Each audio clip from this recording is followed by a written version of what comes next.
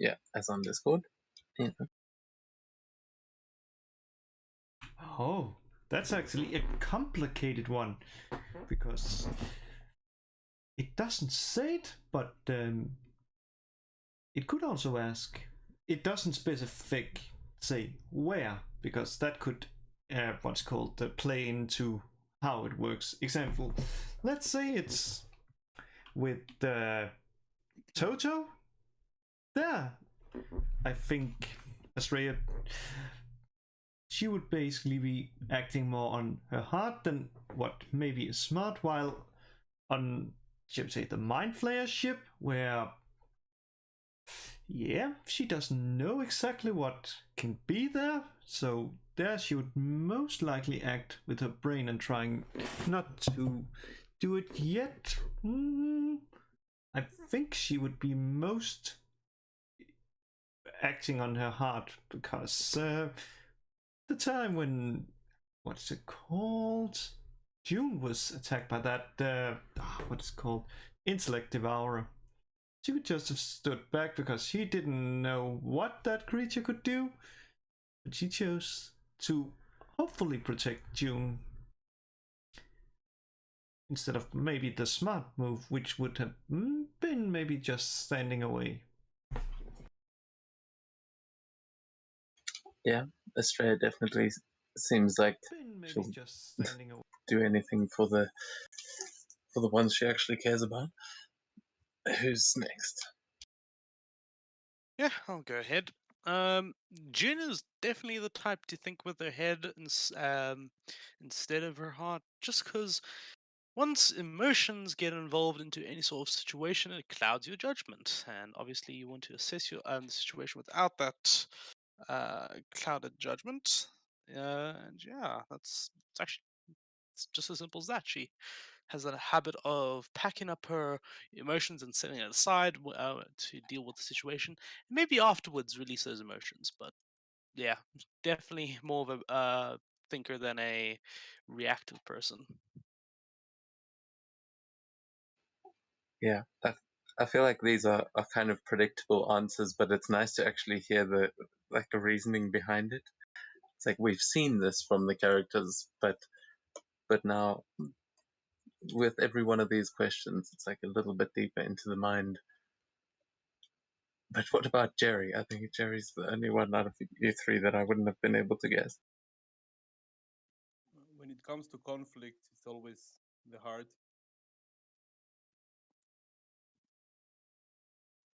Emotions usually take control of him during a fight, for better or for worse.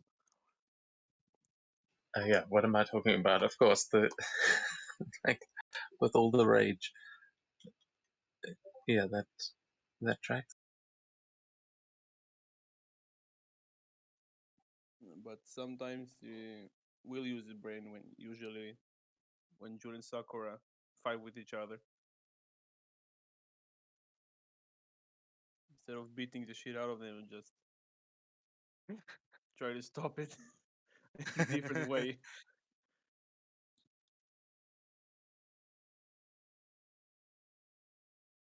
Yeah, Jerry's definitely the mediator there.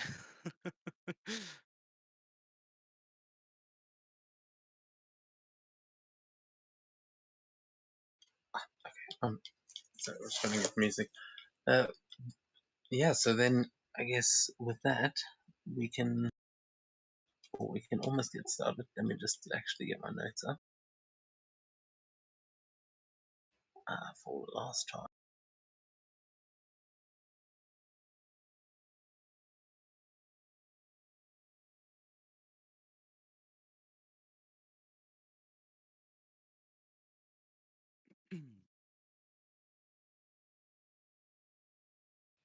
Sorry, a little bit disorganized tonight, but No problem. there we go.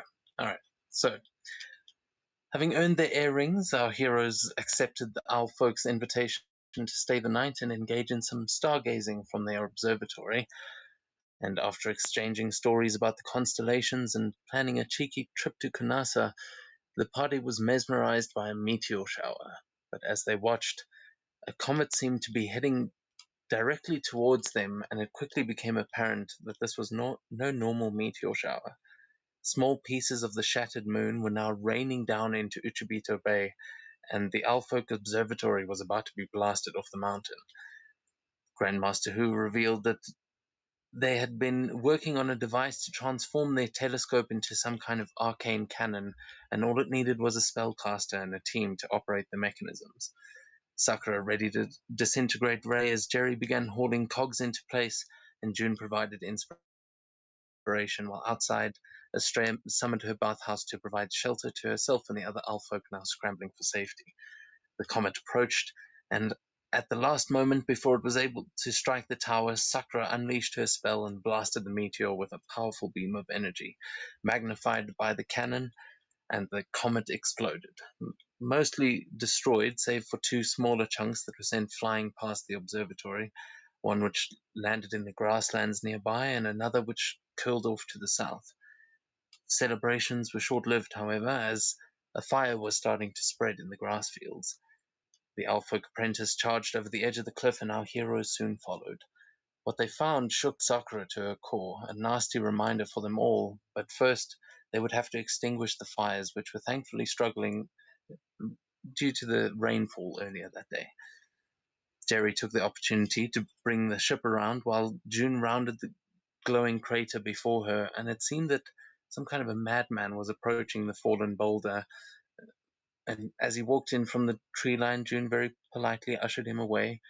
He seemed quite unhinged, babbling about how he was right all along, but June wisely suggested he stay away from the crater. And as the party investigated said crater, a strange purple glow pulsing with space dust and cosmic radiation.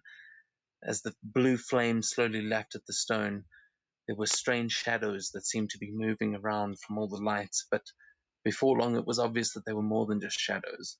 Large, writhing star spawn began to emerge from the crater, twisting and forming into hulking beasts with faces dripping with tentacles. And the battle had begun.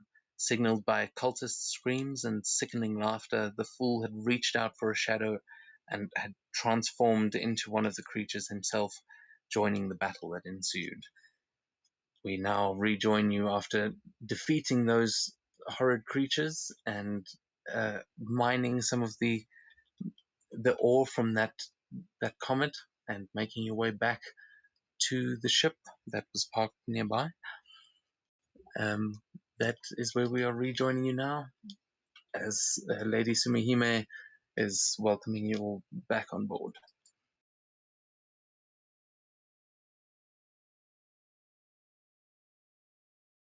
Yeah, Jin will make her way onto the ship with fairly wounded from that fight. And she'll slump down on a box, just rest for a bit.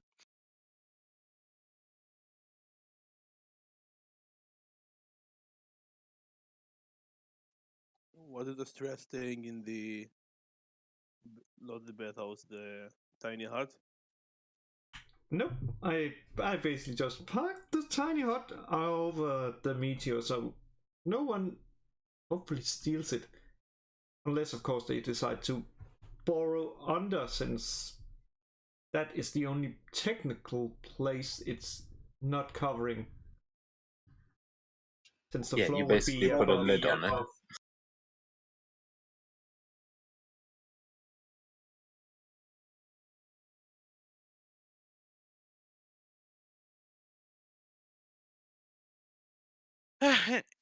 What were those things? Sumihime, do you know what space aliens are or anything? I don't know what that was. Those are most likely just more of Anaki's lackeys. If you remember the time when you guys had an argument with Anaki while he was doing something with the Titan body. Yeah, you guys can both give me nature checks to try and discern what those things were. But Lady Sumihime will just shake her head and say, I don't really know what you're talking about. You all seem to have more experience with creatures from space than anyone else. I wasn't there anyway. It was the session I missed, I think. Yes, yeah, that's actually right. Because I remember, like, oh no, that's scary. Oh yeah, Jerry was back in the city while they were fighting those things. But yeah, Straya, what you said is basically all you know about this. But June, you now, as Australia reminds you of those things, you remember the term star spawn, and that these are creatures that seem to, according to what you know, actually come from space and seem to actually live on these meteors and things like that, but could have possibly lived on that moon. They're definitely from up there. And I don't think they necessarily belong to Anaki. Who knows? Maybe she stole it somewhere. Yeah, I'm sure a random meteorite landing near us is definitely the work of Anaki. I'm so sure of it. Come on, maybe she was just like, oh, I'm gonna send my daughter a present. Maybe it may not be the thing she wanted for her birthday, but hey. Yeah. Either way, we really should look into, the entire, moon blowing up and such. That's probably something we should look into after we've gotten our rings.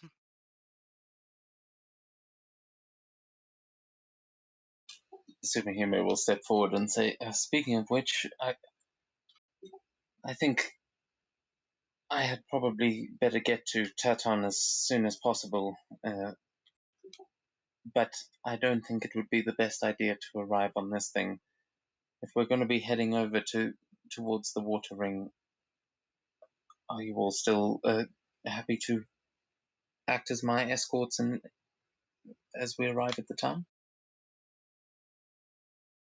Yeah, whatever. I don't really mind. I just want to sleep for a bit. You guys Yes, sleep too much. Well, You you talk look too like you much. could all use a rest. But that is why I would like to plan for the morning and just. I mean, if we're heading to Taton, you can't be going looking like that. And she just points at any sort of Dragon Clan clothing or anything that might link you to the Dragon Clan that you might be wearing. She is just pointing that out on all of you, which, having been in Toto for the past month, that would be all of your clothing. Except June's, because she has the glamour armor, which she can change at her will. Yeah, I think Yeah. June is probably the one person that needs to worry least about changing their appearance.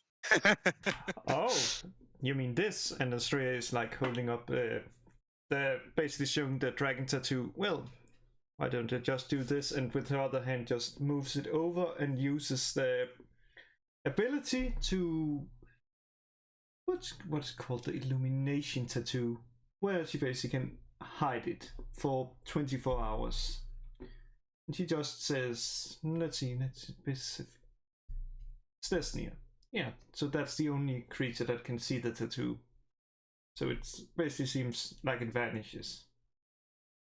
Well, that should take care of that. Oh, that is perfect. Actually, you are the one person that is going to need to be recognizable, but that is definitely going to help.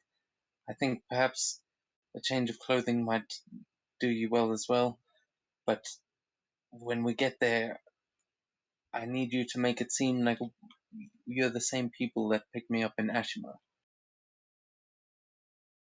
Now, Estrella's an easy one to remember. Not many people are going to forget that I left with her, but as for the rest of them, well, eyes can be mistaken. And Been aiming to look like someone. Astrea does like goes to June like, maybe you could take this appearance, and she creates with minor illusion, like an image of iron. That would at least give something. It seems like an easier way to convince it. I can easily take this person's form. What is he? Human? He's, I think, an elf. So which type, I'm not sure. Well, if he was an elf, he was pretty good at hiding it. Maybe clip the ears if we're going to be heading into Taton. I don't want to be drawing any more attention than we're all already going to. All right, I won't show the ears. That'll be the token. Oh wait, no, that's not the token. I like that token better. So you're just turning into a gender bent iron. There you go. I'll use that one. God damn it! I just hoped for the gender bent iron. Z will sort of look down at the clothes that she is wearing and say, any of you able to do that kind of stuff on other people? Or, I mean, I was also thinking we're just down the road from Kunasa. Might be nice to, and while Sakura isn't looking, she'll say, try and find a birthday gift, or maybe, if we're looking just for new clothes, I'm sure the markets there could do as well. Is the problem? What is the problem with the clothes? Is it the dragon marks? Because couldn't we just do? And she goes over to she, and if there's any dragon marks, just makes it the same color as the rope, so in a sense it becomes invisible. And that is possible. I can't recall which one it is. Is it minor illusion or no? It's prestidigitation that does that. Yeah, so prestidigitation you can only do, I think, 5. How big is it that you can?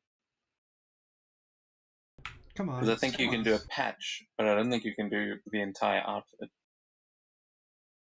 Let's You find make out. a color, small mark, or symbol appear on an object or surface for 1 hour. Does not indicate a size.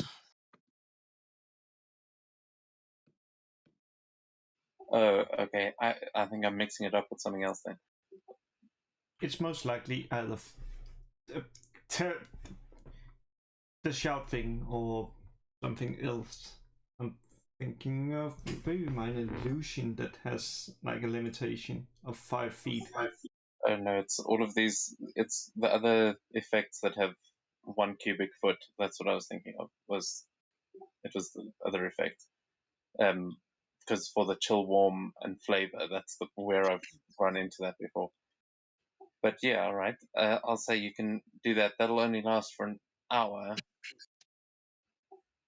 And as Z will point that out, she'll say, I can also prestidigitate. I mean, I can keep that going, but I don't know. I mean, we're right down the road from the markets. Don't you guys want to go and, I don't know, get some fish or something? She just chuckles. She goes, I think we might be able to find something cool there for Sakura. But it's up to you guys. So long as we get Lady Sumihime where she's going, I'm happy. True, getting some disguises wouldn't be a bad idea. And who knows, maybe we find something of interest down in Kunasa.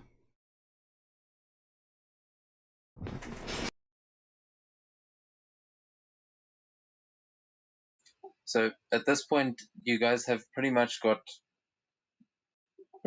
3 options here, where you have Kunasa, which is the closest, then Taton, which is a little bit further away, and then a little bit further than that will be the air ring. But I'm going to pop you over onto the world map, as I assume everyone's going to take a long rest here. Sorry, Jerry, what did you say? You said air ring. Did you mean the water ring? Yeah, that's what I mean.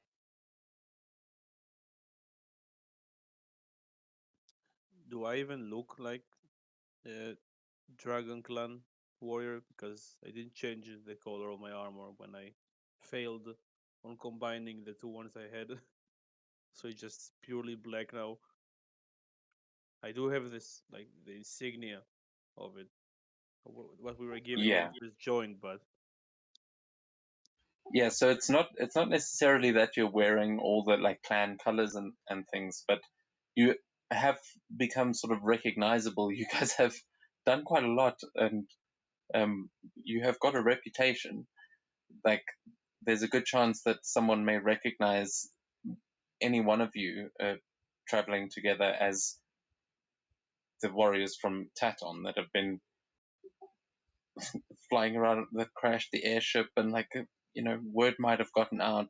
So that's more the concern than the actual just color of things. But yeah, the insignia, that would be the thing you need to hide most. But wouldn't that help us? So if we are known as the warrior of Taton, since that's one place we could go. Or Sumihebe will say, no, if they find out that I've been spending all this time in Taton, we're all dead. My father can never find out. You understand? We were supposed to go straight from Ashima to Taton. No stops, nothing. We got held up in Nishisawa or in Kunasa. That's the story. Actually, maybe Kunasa is a good idea. We can get an alibi. There's plenty of pirates around there. We can bribe. and let's head for Konasa. First thing in the morning. We don't have much time to spend there.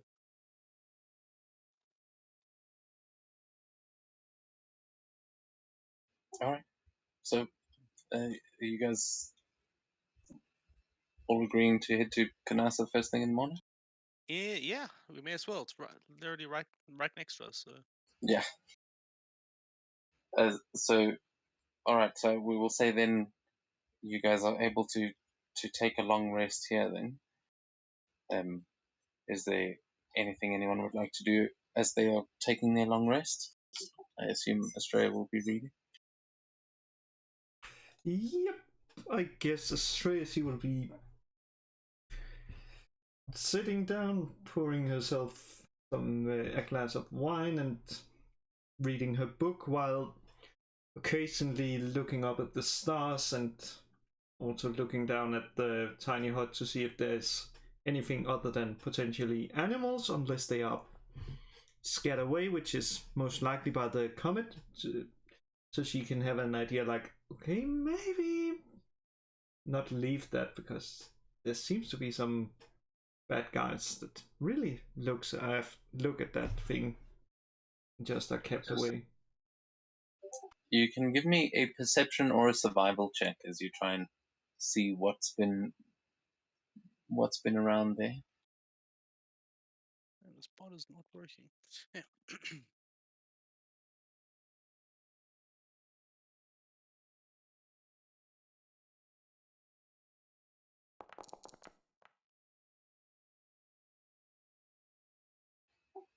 Okay, yeah, with that you see a distinct lack of animal activity. You get the impression that you're probably right, that they've all scattered and have been trying to stay away from the comet. But you don't see anyone else that seems to be interested in this at the moment. There's a good chance that there might be, but you guys have also mined most of what was there, and you are sure that if anything was alive in there, it is no longer. So yeah, it's up to you, but it's probably safe to leave it. Um, maybe a good idea to let someone know that it's there, though.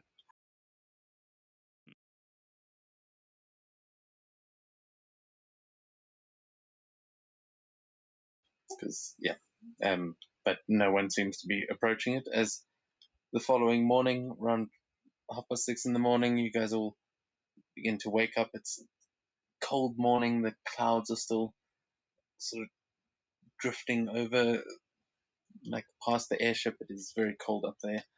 But what would you all like to do as you wake up?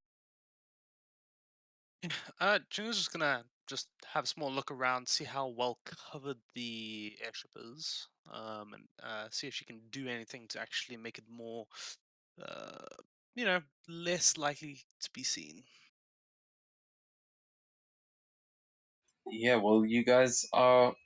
How are you actually trying to hide this airship? Are you like parking it up in the clouds and just letting it hover, or um are you trying to find a spot to hide it in the forests? Or I mean, are there any big forests nearby? well, the Sakura forest that goes all the way down to Toto is basically on the other side of the main road from, like, you guys are floating around there. So there's the Sakura forest, and then there's the grasslands on the other side. Okay. I say we try put the ship down in a densely forested area, covered up with a few branches, and hopefully it won't get found. Because leaving it up in the air is gonna definitely get spotted at some points, and it's gonna get people asking questions. Now you of course presume that it hasn't already been spotted, but those that have spotted this pays it no mind. I'll just try to find clearing in the forest. Yeah. And let Either it way, there to cause less damage to the ship and the trees themselves. Yeah, you can give me a survival check with advantage, because you've got June spotting and you've gotten pretty good flying these yeah. things by now. I'll give Jerry a bardic inspiration, and I'll help him out with the. Yeah, I'll just give him bardic inspiration on top of it. How much is it? Cool. 1d10? Yeah, 1d10.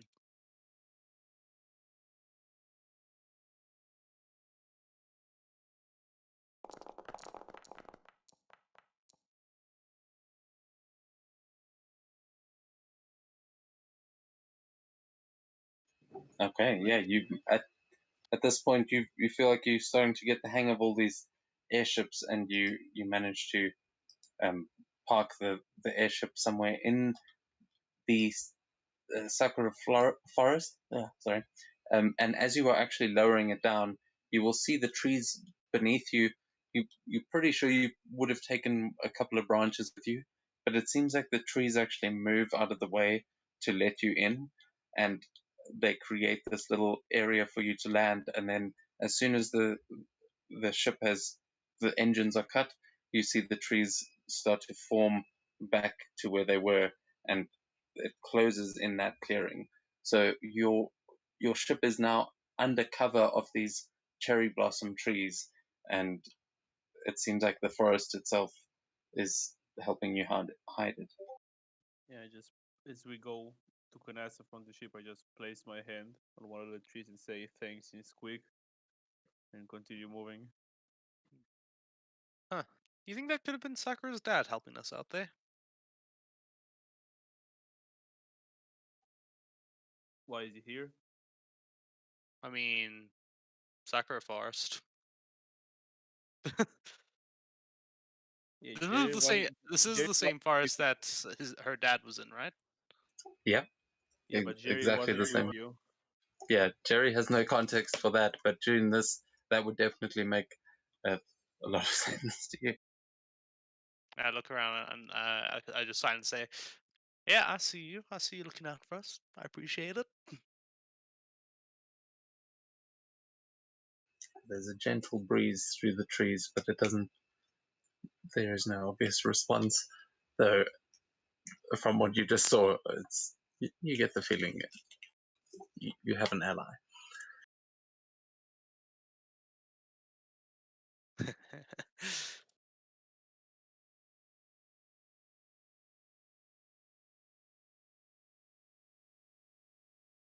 Right. Let's get a move on.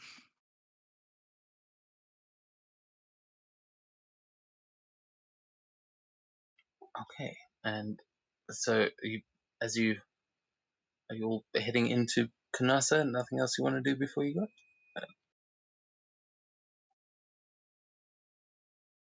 well, June is all ironed up right now, so Well, I don't really have anywhere. I just put the insignia away. in- If it's not too big, like inside the bag of holding. I didn't paint it on the armor or anything. Yeah, no, the insignia that they give you would just be like a kind of like a block with a tassel on it, basically, that you could pin to your armor. It's an easy thing to remove, so that you could easily hide. Um, but yeah, the you specifically have been gaining a reputation over the past while, over the past month. So though that it's more June. June seems to be doing a convincing job, but what happens now as you guys approach Kunasa is you are approaching from the left hand side of the map here. So you guys approach and you see the river in the distance and follow the main road as it leads you along to the side of the river and begins leading you into the town. You can just smell the sea air and you can hear this bustling town ahead of you. Not a huge place, but definitely one of the biggest harbors in Kiga. If unless you have been to the harbor in Ashima, this would be the biggest harbor that um, any native Kiga people would have seen. And you can, as you approach the city, you can now see the ships that are busy lining this place. Oh, I've got a transition for you, actually. Here you go. Kong food. That's the only thing I've been looking at this past time. Oh, you mean that one? Yeah, I also Yeah. saw it, and I was like, oh, oh, oh. oh god, I know it's. that's what Australia's looking at. Come on, man. Who knows? So yeah, this place is bigger than it ever. I mean, bear in mind this is like a medieval style map, so it is very open to artistic interpretation. The size of the place is maybe a bit misleading because the where the harbor is down there at the bottom, you will see that that leads right out onto the main harbor. So if um yeah, if there are any of these places that you would like to try and go to, let us just hope that it's not one of the ones I haven't prepared. Do we know like Because do we know what's Shira Corp? Like the corporation? Maybe I'm missing something. Wait a second. you can give me a history check to see if you know anything about Shira Corporation.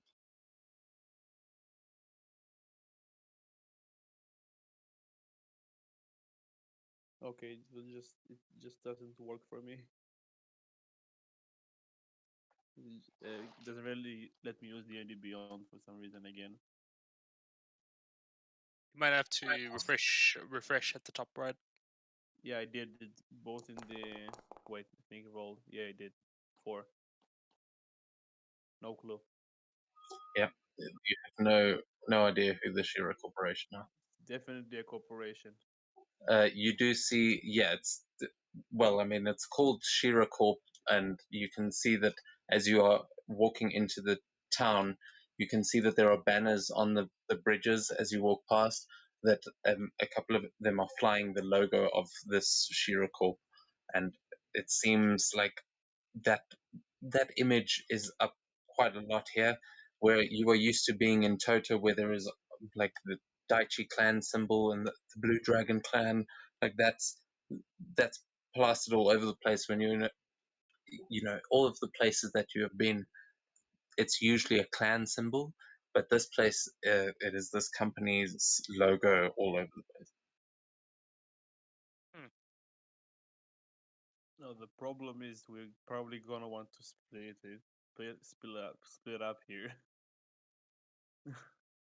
If we don't So want to get I'm going to put your tokens down, and then you can let me know where you are going in the town. if we don't want to get recognized, if the DM allows it. We should probably split it up.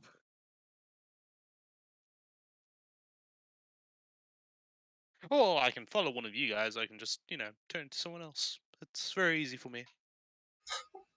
Straight fell in the river. Yeah, I'll turn into a good old monk. I'll be walking around. I guess I'll follow Estrella. Why not? The safest place, the market, where you only get thrown in the river. Yeah, I guess everyone are going to the market now. I'm in the Okay, market, cool. boys. So far for splitting up. Guess what, guys?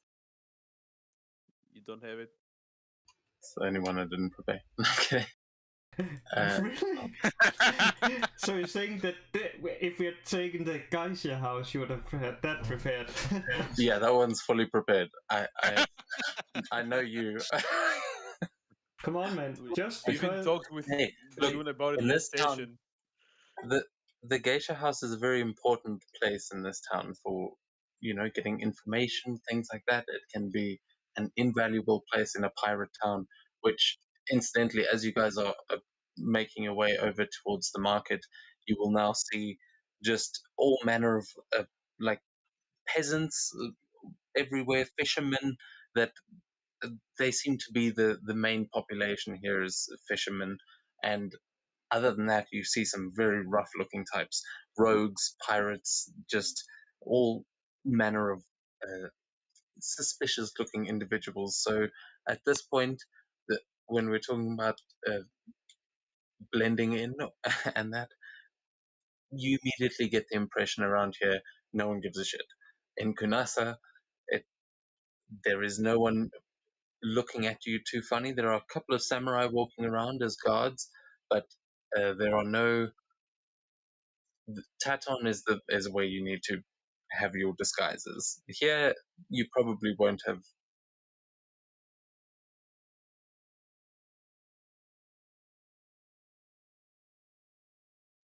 Yeah, I just saw. Wait, DM here got cut off in the middle of the sentence. A what? I think Debbie was saying something. He got cut off unless he finished the sentence, and I'm missing something. DM, are you still here? Oh, no. No. Oh no. The Shira Corporation silenced them before they could reveal the secret. Man, we know this moment all too well. This hopefully load shedding hasn't happened. Or power cut. Or just bad ESCOM things.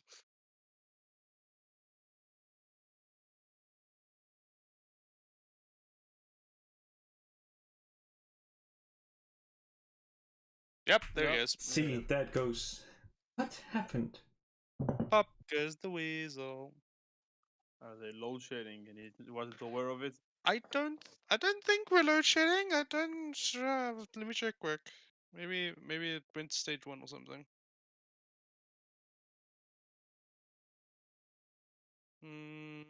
Have a look. No, we're not load shedding. It's apparently stable. So I don't know where he could have gone. Maybe his Discord just broke. Maybe Windows decided you he's have to still in update Forge. now. Okay, he's back. Really? He's back on Discord. There he is. Here we go. Did your Discord die again?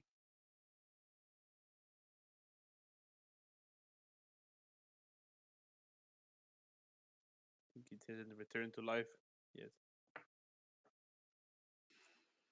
I don't know what happened there. Discord closed by itself, and while I was talking. So, what was the last thing you heard me say? There's no one will care how we look like here. Only in Except for some Taton. samurai guards, they all look like pirates and rogues. Okay, cool. Yeah, that is what you needed to know. Sorry, I'll put you over on the second. Yeah, I just tell Spike to keep an eye with his dog eyes and dog nose in case somebody goes to pickpocket me. Because I'm the one Okay. carrying the big cash here. All right. Yeah. What is your passive perception again? Oh no. Probably the lowest of the group. It's the lowest of the group, but it's not very low. Well, It's because 17. okay, I was going to say because with Spike looking out for you, then I will give you a +4 to that. So you probably are right. You feel pretty alert. Yeah, I'm the only one without the alert feat. I No, feel you're. disadvantaged. I don't think anyone has the alert feat. Really? Yes, I know. I don't. I don't know if, and I'm pretty sure Sakura doesn't have it. It's just her subclass that gives her the ability to add her Oh, int intelligence modifier to it, and then June has just power gained the PC because they know else one of Sakura's spell is gonna kill them. I'm sorry, what? A giant sickening radiance has just surrounded you and is eating away of you. You are at 5 exhaustion. Ah, okay.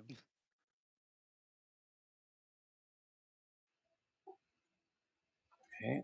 So you Guess do have that's what a market. happens when there's You a don't lull. have to worry about it. Yeah, we do. I'm sorry, I'm trying to put you onto it. I hope just everything went weird there for me.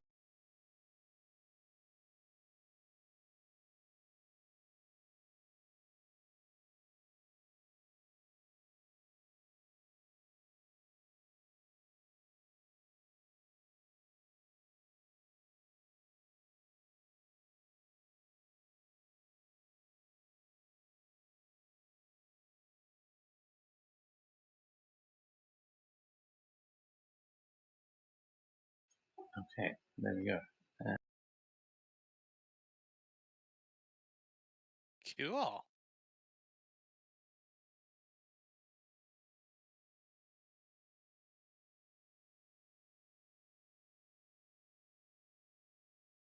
Oh, this is random block of um what's space like this random wall here that isn't actually there right here. It might be my lighting though. Yeah, double check that it's not your lighting. That's interesting. Like, I can see on my map, but there is no vision on the stream map. Oh no, you're right. There's a weird random wall there. Okay, cool. I'm happy I wasn't going crazy. I'm like, why is there a wall there? I don't know. I think there must be something there on a different variation of the map or something. I think the walls on this one are also very lazily done. I've just realized. You may let me know if you run into any other weird one.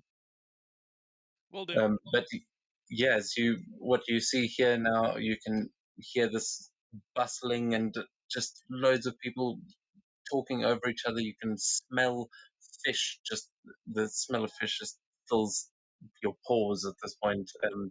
But this is a kind of plaza out here that they're selling all kinds of spices. There are stalls selling gemstones. There are just all manner of traders and things milling back and forth. There are a couple of food stalls, but you can just see this vast market in the middle with people wandering back and forth now, just arriving in the morning and setting up their stalls, just starting to open.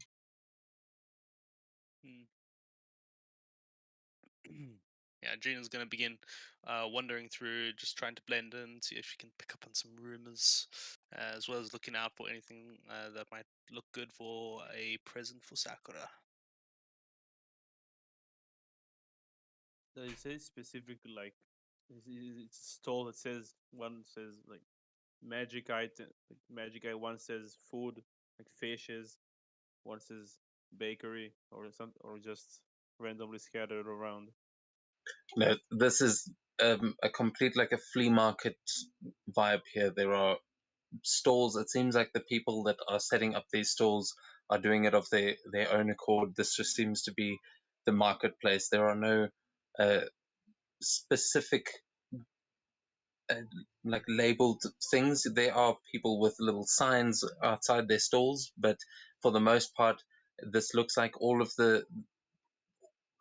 Well, actually, give me an investigation or a perception check, either or. Thank God for perception.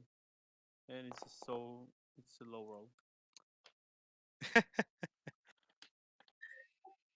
Yeah, what you can see around here, it just looks like random crap that people have looted and come to try and sell. From what you can see, it just is this massive assortment.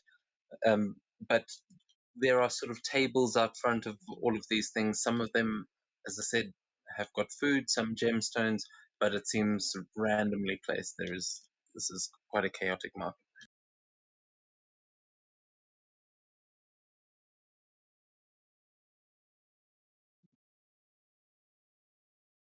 So if you guys are looking for something specific, let me know, and we'll put it down to a few investigation checks, things like that, to actually search around the market and try and find what you're looking for.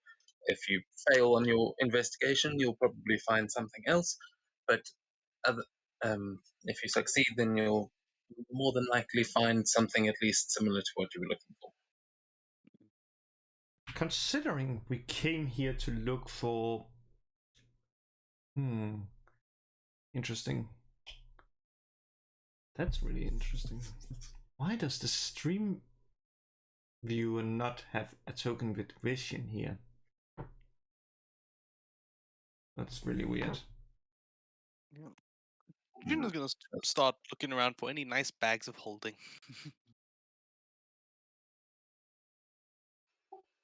Okay, yeah, you can roll me an investigation. Let me just quickly double check what's going on at the stream.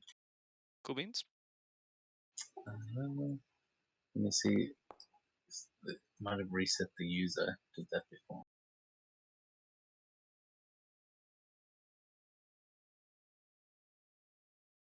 I guess Estrella meanwhile will be looking for some clothes or something to, say, disguise, since that was one of the things we were looking for.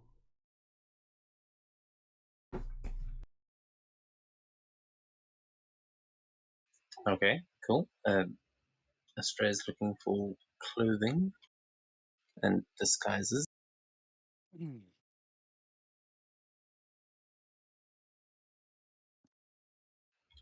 Man,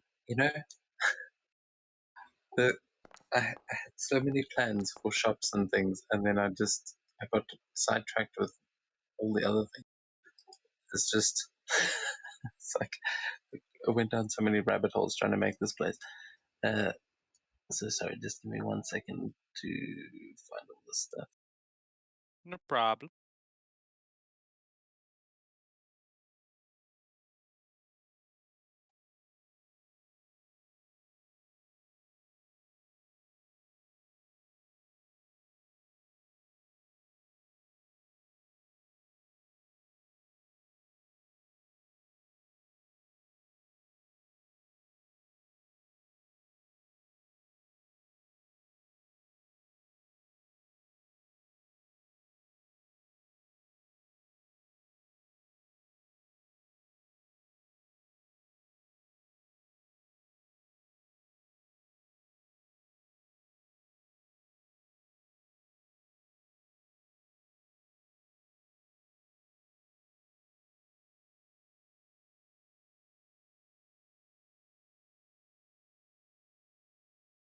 Man, I like this music. I found it.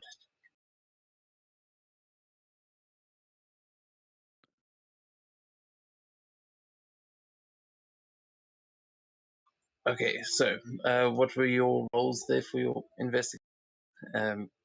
First, we'll go with June looking for a bag of holding.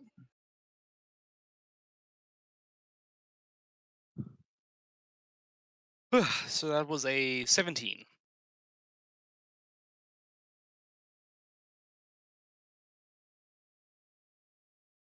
Let's see. That was a 17.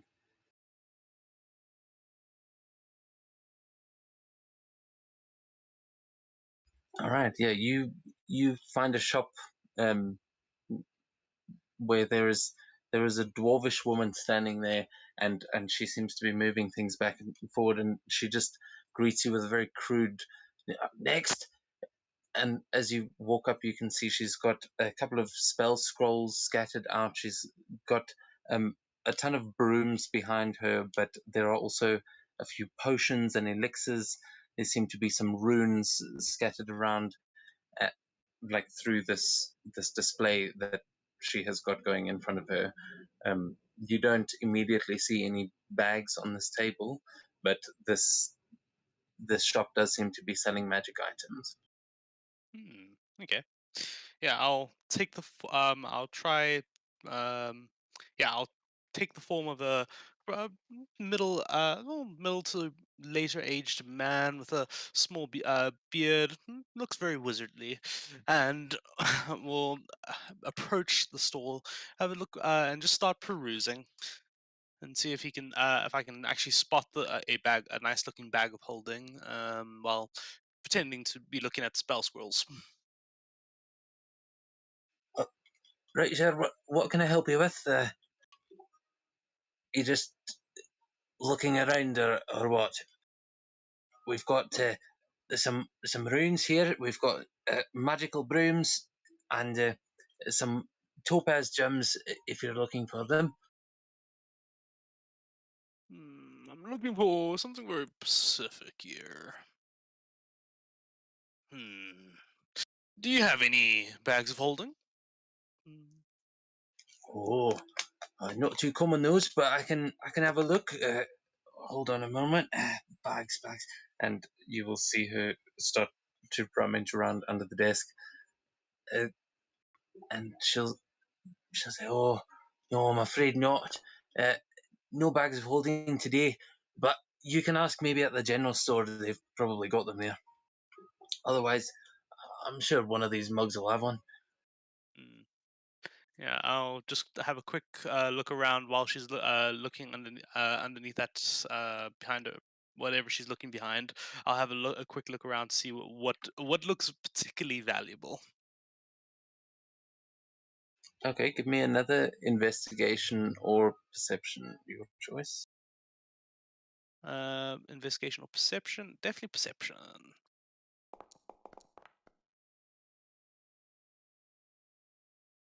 All right, yeah. With that, you have a look around and you can see that the scrolls aren't really worth much. These the potions are barely worth anything, and these runes are probably fake. You can tell that they are just dwarven symbols carved into um, topaz gemstones that are just they literally just look like she carved them in with a chisel. But the brooms are surprisingly, one of them you can see is probably worth a fair bit. These are, I mean, picture Quidditch brooms basically. These are all flying brooms, and she seems to be selling them for a fairly decent price, um, for only 150 koku. How much is this 150 koku worth again? 1,500 gold. 1,500 gold, yeah. Okay. Koku is platinum. Just think of it like that. Okay, so while she's busy underneath, and I see those brooms over there, I'll switch the one Jin likes the most, and we'll move it to a place that's slightly closer to the thoroughfare, so it's easier to reach with a mage hand, and just move it, shift it over there.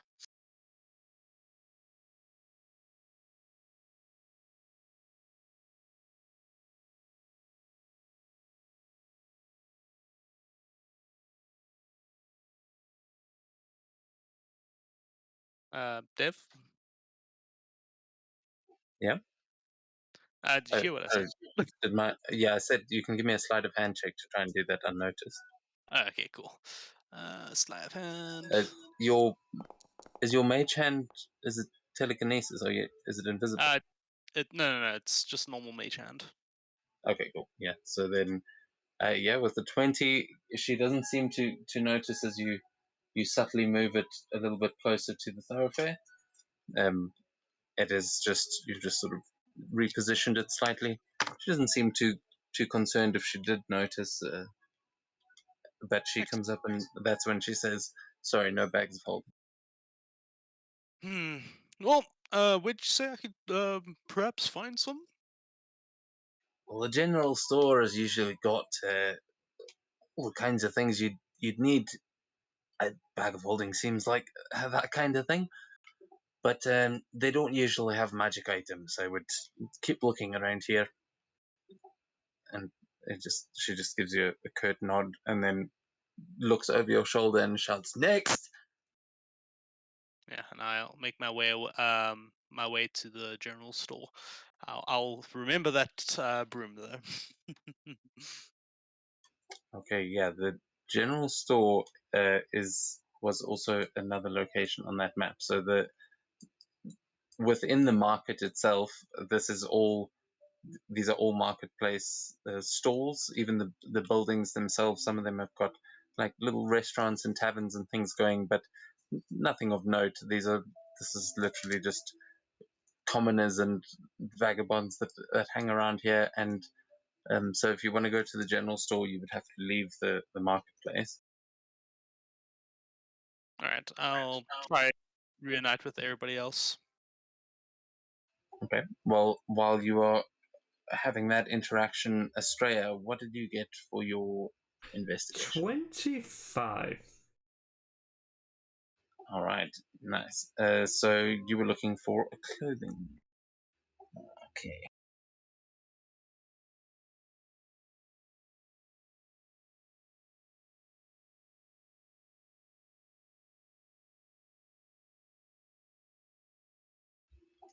Right.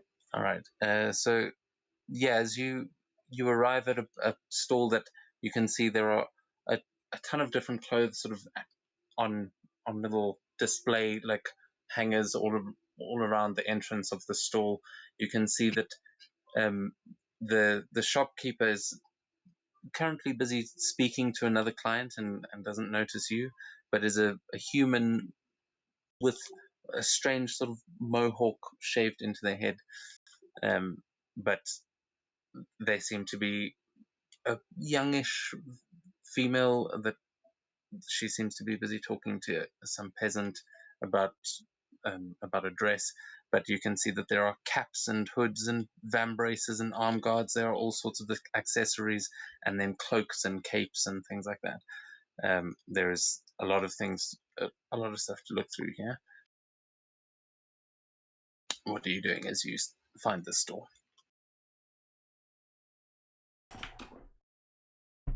Been really, really excited, and it's like, what to get, what to get. There is so much, like, trying to decide, like, okay,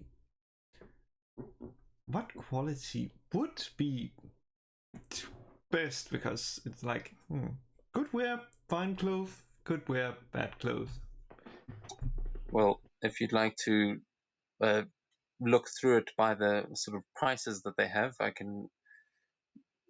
you can have a look, and I can tell you what is in the highest bracket. Oh yeah, let's hear the highest bracket. The most expensive thing you can see in this shop, or actually give me an investigation check to look around the shop, and we'll see what the fanciest thing is you can.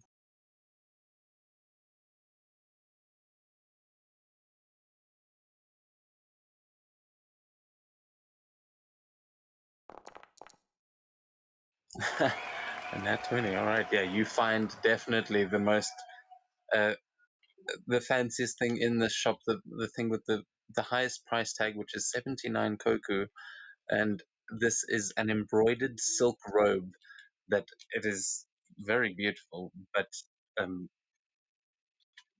yeah, this is definitely the nicest thing in here. It has got down the back, you can see it has got this pattern reminiscent of the Unicorn Clan. It is a deep purple, and yeah, just this beautiful embroidered silk. Damn you! Damn you! So much money. There is, on the same sort of bracket, you can see there you are sort of looking through the embroidered stuff, and there is also a fairly nice linen vest for about 62 koku, but most of the linen stuff is around similar quality, but that silk robe is really something special. And to give you a sort of idea of the prices that you're dealing with that Nat 20, you will also find the cheapest thing in the shop, which was light linen band braces that were only 12 koku. So that's the range you're working with in here. Holy shit, you need to be rich to. This gotta be the rich place. I can already see that I'm not the rich person, and leaves. They're definitely ripping people off, yeah. Yeah, I can already calculate that. And it's like, nope. Just leaves again. Okay. Yeah. Okay. Yeah. So where are you going after that? Are you going to try and find another place? I'm trying to see if I can find a place that is cheaper or at least affordable. As you go looking around, give me another perception or investigation. But as you are rolling that, also we will cut over to Jerry. Jerry, what are you doing in the marketplace? Yeah, I'm also looking for specific magical item. I got a 15. Not sure if it's high enough.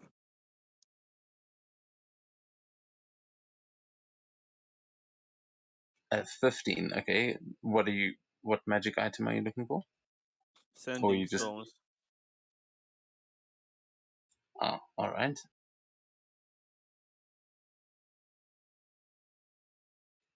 Okay, you see a human, like, young man that seems to be also selling a couple of runes and whatnot. Let's see, actually, that's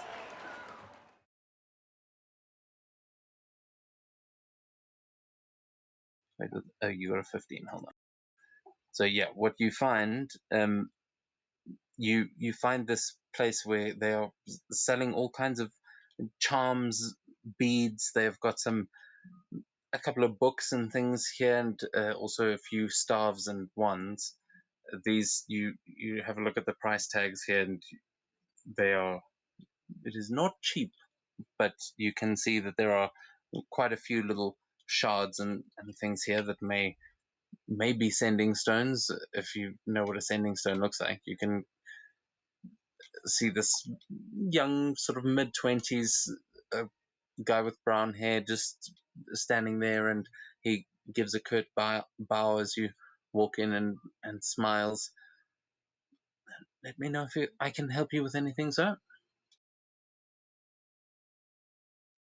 Yeah, I don't think I'll know how sending stone looks like, so I'll just ask him if he has any. Yes, so we have got, let's see, Sentinel, Idol, Hollow Charm, Moonshard, Focus. Here, yes, we have got Sending Stone, sir, but they are a little bit pricey. I'm not sure. And he just sort of looks you up and down, like over the desk. He seems to be a little bit judgmental. If they work, they better be worth the price. All right, so well, they are 160 koku. How do It they does work? come as the pair, though.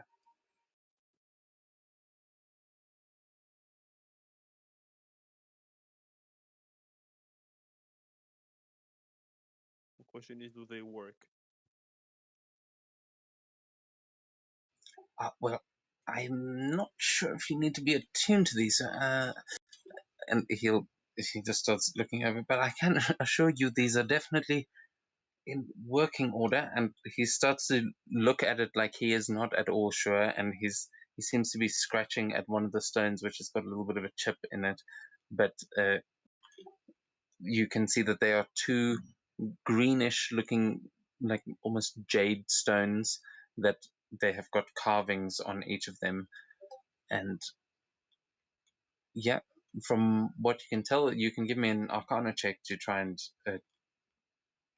just look these over and see if they look functional. Oh, now I roll high. Oh yeah. So at this point, as you turn them over and he hands them to you, they seem completely they seem like they have been pre-owned, if I can put it that way. They definitely are used. One of them has got a bit of a chip in it, but they are definitely functional.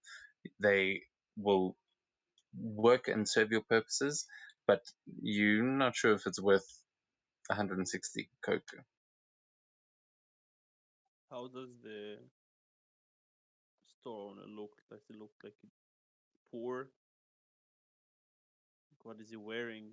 How does he look like? He's wearing, yeah, he looks fairly poor compared to the rest of this place, though he looks about average. He is just wearing, well, actually, here, I will show you what it is.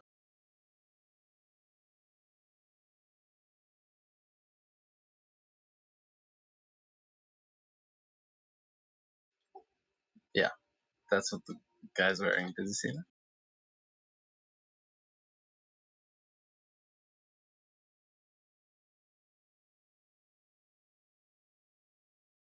I just rummage through. Wait.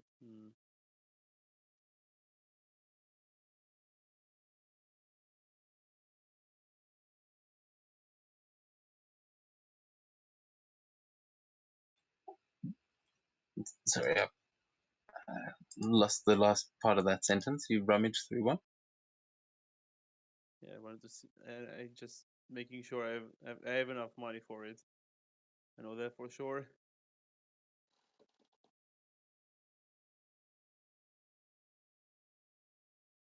You know what, I'll take it. Just gather the cocoa. So it will seem like I gather like every last piece of it I have and hand it to him. Although I definitely have more. Okay, well, how much do you have? How much are you handing over to this? The 160 I asked. Yeah.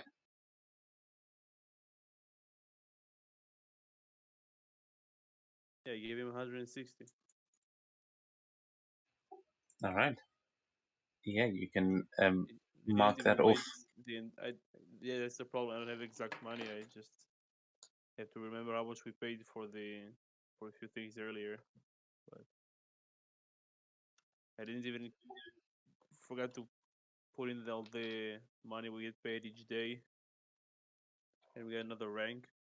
But I should still have spare money from the Basilisk quest. So Well, I mean, you should fine. all have the same amount of money, shouldn't you? Other than that stuff you got from the basilisk. Yeah.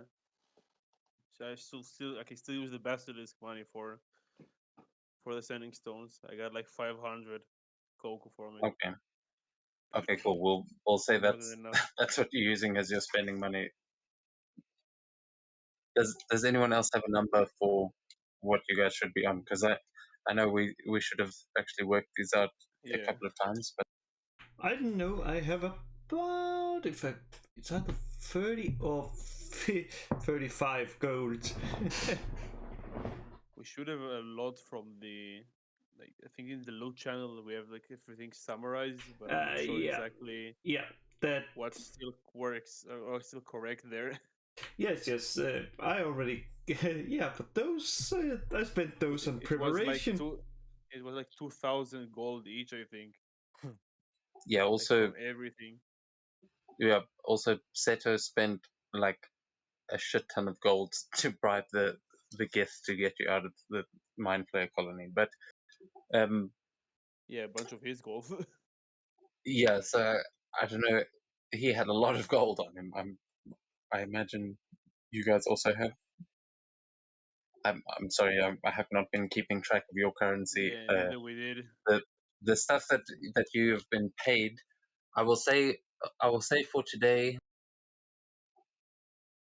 you can add, for each of you, add 250 koku, and then I will work out, because it's probably more than that. But for spending money today, we'll say Lady Sumihime gave you each a coin purse with 250 koku in it. So that's She's a basically- sugar mom. She's the shogun's daughter. She can throw money around like that. Let's She has remember that that. Oh, now I have the perfect plan. Man, I have so much money, I don't know what to do with it. Give them Yeah, all well, to Australia, and she spent them 250 koku, on. right? She spent them all in the Geisha house. that I can believe. But so now, yeah, Jerry, so you can mark off from the The 250. I yeah marked the off 250 160. plus the 500 you had from the other thing. No, I Then say, you I can, remember if you late after the session, if you can see how much we wasted on two items, I can tell you exactly how much I have. But later All on. I know is I spent 1,000 on the oil, and then 300 on the dust, of which I already used one. The only thing I spent on was the breath grenade, the sleep one, and two of the I think umbrellas. The one Sakura has, I have one as well. That's the only thing I spend money on. yeah. So I'm sure you've all got some money to spend. So Yeah. yeah, you know what? Actually, make it that you've each got 500 gold. I mean 500 koku for today, and then because you guys are samurai, you are very wealthy at this point after the work that you have been doing. That you would have earned quite a bit in just having been training there and doing so well. So we'll say just 500 koku for today, and then I will work out all of that other shit later. Cool. Yay! I'm rich again. Now I So, can yeah. afford to bring back 5 people. So yeah, we can go shopping spree on. It's a bit of Lady Sumihime's, it's a bit of the stuff you've your own wages, but you guys can go nuts. Yes! I mean, So- like, So I added the sending stones to my bag. All right, yeah. So you can add a pair of sending stones and minus 160 koku. He gives you a Yep. deep bow and says, "Oh, thank you, sir. Please let me know if there are any problems. I will let someone else know." And he just gives you a smile. Just keep doing what you're doing. It seems you know what your magical items are and how they work. Keep it up and just walk away. You see him look genuinely thankful. Like that's probably the nicest thing anyone's actually said to him all day, and you just hear him mutter to himself, "Oh, today's going to be a good one," and he just goes back to still sort of setting up the stall. It is still only like 7:30 in the morning, so all of these places are just opening up, and just so now as the morning is continuing, you will see more stalls starting to open up all over the place, and more people starting to come in. Meanwhile, June is planning a heist to steal a broom that may or may not fly.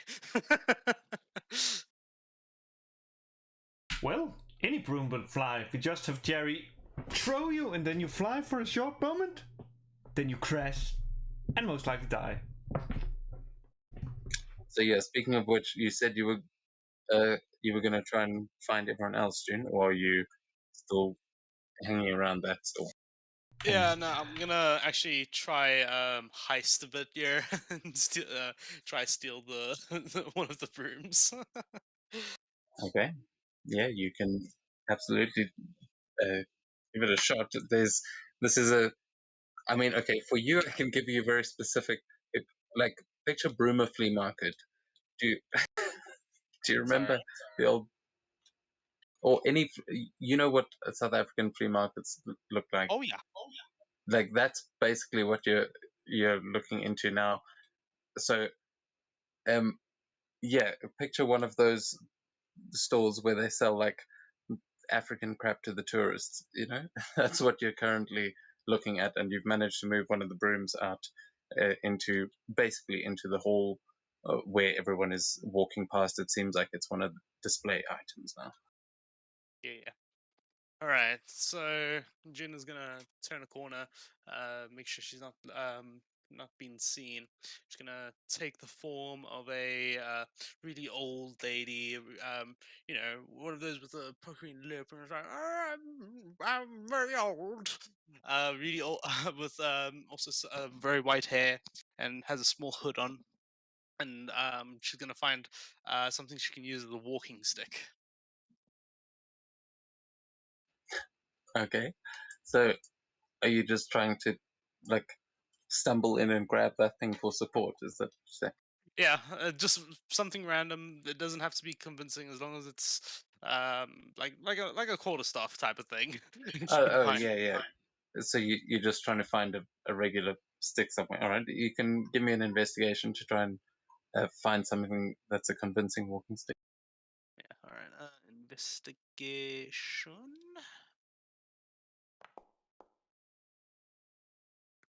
Yeah, 20. you easily find there are sticks and things all over the place for actually making these stalls, like setting them up, and because they are still setting up, you easily manage to swipe one of those that is a quarterstaff size, and yeah, you've got a little 4-foot walking pole. Right, and then I'll just peek around the corner, make sure nobody's looking in my direction, and I'll quickly cast a small hex on the shop attendant, and I'm gonna target her wisdom checks. So any wisdom check, she'll have disadvantage. Okay, so uh, yeah, and hex is, are you able to hex someone without them knowing that you're doing it? Yeah, they as long as they don't see me casting it, they will not realize I'm casting it. Okay, As far as I yeah, know. she goes about her business. You see now um another client comes and approaches the stall and starts speaking to her, and you see her sort of rubbing her head like she's got a bit of a headache, but she smiles and she says, "All right, what can I get you?" And they seem to be in conversation now. All right. So now Gina's gonna make a move. She's gonna use walking stick, act very old. Walk, and she's gonna pass the stall, and then she's gonna trip into the stall and make a mess, and just make a complete mess, and just be like, "Oh, I'm sorry for I lost control." She's gonna make a really big scene. All right, you can give me a deception check with advantage. Sure. Deception or performance, either or for this one. Oh, definitely deception. Actually, wait, performance. Performance plus 10, deception's plus 15. Yeah, 29. Yeah, you see the Oh no, I made a mess. Oh no, I'm so sorry. Oh, and she'll pat the person on the head. yeah, you knock down half of the stall and the stall next to it. The brooms all just clatter to the floor, and you see the new client just walking in and immediately rushing over to you and saying, "Oh, sorry, miss, are you okay?" And starts "Oh, leaning down I'm to help you up. fine. I'm fine. As Let me help clean up. And she's gonna make a small switch here. She'll put the quarterstaff there, and then take the broom and use a small minor illusion to cover up the broom to make it look like a regular stick. yeah, you can give me a sleight of hand check with advantage because of the minor illusion. Sure thing. I'm such a klutz. Oh, what have I done now? Oh. Oh, don't worry, mum. This happens all the time. At least it's better than those bandits, eh? Uh, Oh, them and damn she kids! just I starts. don't know what they're doing with their. Yeah, the other person like hears the dwarf cursing at you under her breath and says, "Oh, come on, ma'am, let's get you somewhere safer." And she just ushers you away as you manage to make that switch and just use your walking stick. This person seems completely unaware, and you can just hear the dwarf busy picking up the brooms and starting to stack things back. Oh, But thank you you very start much. moving away. You look like just like my grandson. Oh, thank you. And she'll and June will make her way away and try slip away after that.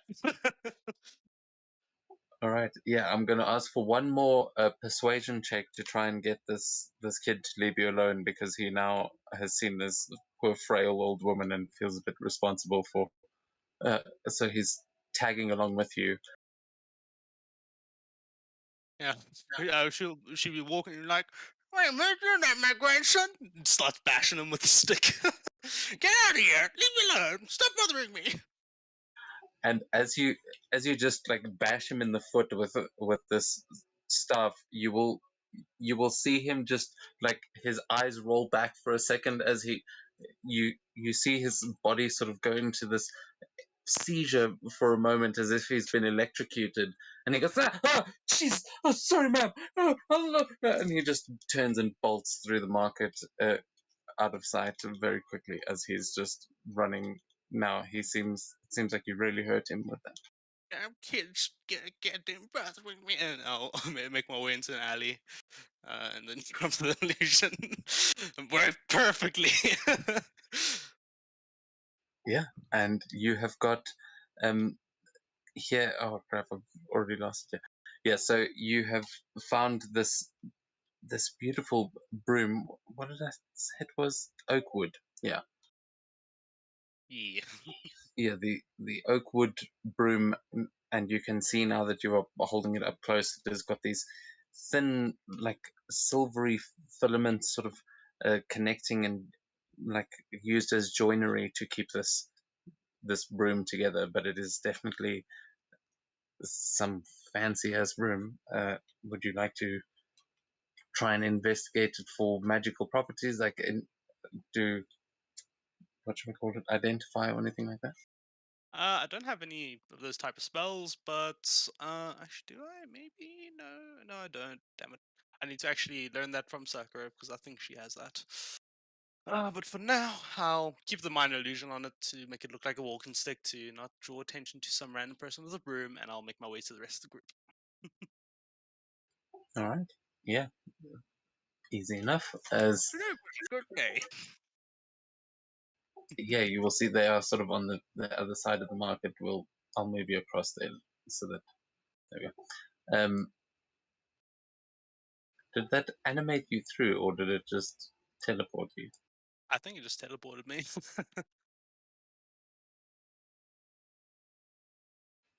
That's what I was trying to do. Give you some vision of that, the Yeah, actual cool. market.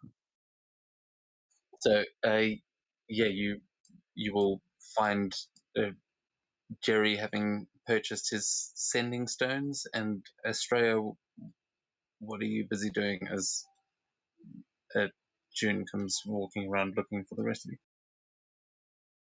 Well, since Estrella realizes, oh, she has a lot of money, then she goes back to the place, finds this silvery rope, and tries to get the attention of it, and then is like, I was actually thinking about purchasing this as a gift for the Shogun's daughter, so maybe you could give me some discount and I could like mention that when she most likely asks for it, I'm gonna be like, oh, I got it from you, and then point say, oh, you have a lot of nice things, and then say you should really go and buy from there. You can give me a persuasion check as this woman looks you up and down, and you see her raising an eyebrow as she goes, "You intend to be a suitor of the Shogun's daughter? Look, no offense, but I don't think the Shogun's going to take too kindly to a satyr as his new son-in-law. You're not even. Oh, and as she's busy speaking, how would that persuasion check? Like, what would you like to do to persuade her? Otherwise, that actually you are looking for a gift. Well, I'm like, I wasn't trying to. It was more a gift of friendship. Like, since well, we are currently on our way to Saturn with the princess and decided to make a stop here. So I thought, like, oh yeah, she most likely could use some new clothes, and therefore, well, this seems like it would fit her really well. So I'm moving you to where the stall is. As the woman says, "Oh, you know her? You actually know the princess? Oh, well, absolutely. If if that's the case, I would be happy to give you a discount if you put in a good name. I mean, a good word for me." And she starts getting quite flustered as she seems like she's just hearing an opportunity of the lifetime right now. Of course.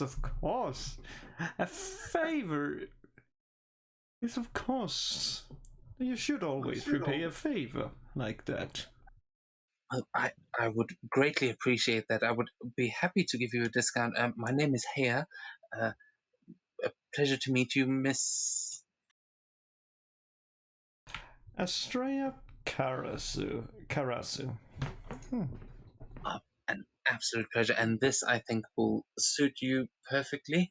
And she will start to like fold it and place it onto the table, starting to package it up for you. As she says, "Yes, the asking price is 79, but well, if it is for the lady herself, I could perhaps bring it down to 70."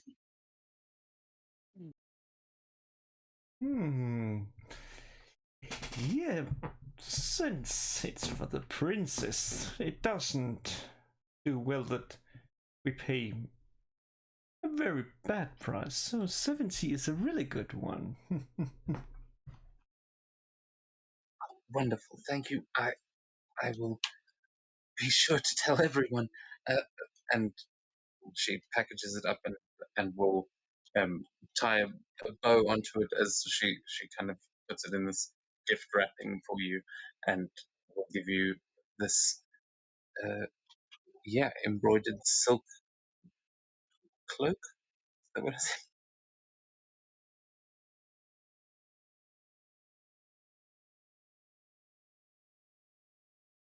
And that will be 70 coat. Yeah, that's easy. As you touch it, you also feel this very, it's very light. It's lighter than you expected. And she will say, "Oh, it is also you should tell her that she should try it on in the moonlight." And she looks a little bit like excited at that, but doesn't seem to want to tell you why.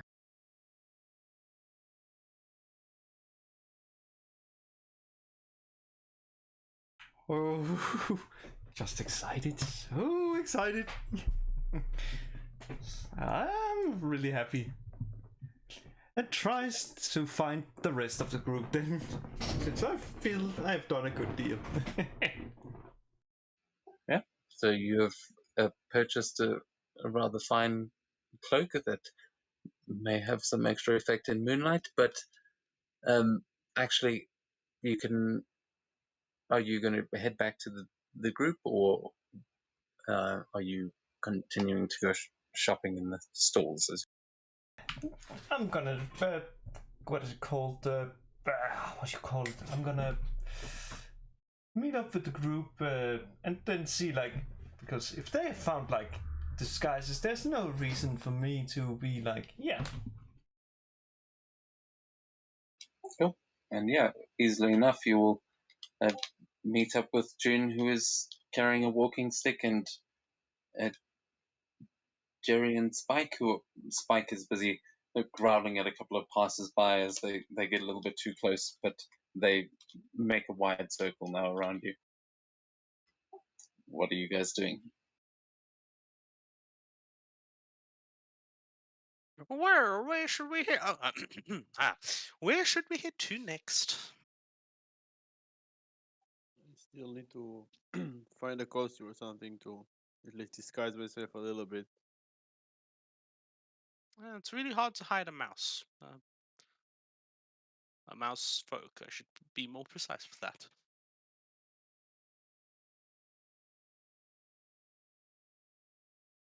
So, have you seen any stores that might have a good disguise for you? Haven't really looked. Well, then we better get to looking.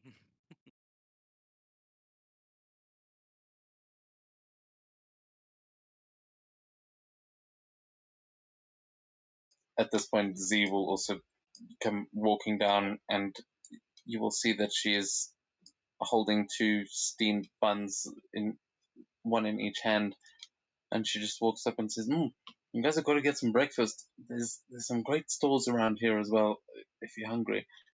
And she just takes a bite out of one of them. Yeah, Jin's stomach growls as she says that. Yeah, I haven't had a good snack in a while. Just be careful. It looks like most of these places sell fish. Like 90% of these places sell fish. Well, I guess it's their specialty, isn't it? I mean, it's fresh. Gotta be. Right here on the water. Indeed. Actually, that's probably the best place to find fish, is down by the harbor. Maybe we should go check that out as well. But you Ooh, guys had any luck? I got a stick. I gotta find rope or cloak. Where? Where did you find it? And I'm like pointing and saying, like, just over there, like a direct line, like, don't even think like about that. He most likely can't go through there, but I'm just pointing like, yeah, I think it would be over there. You guys can walk through the market, by the way. You can walk in amongst those places. Yeah, so you can grab something to eat. I'll see if I can find anything to disguise myself a bit.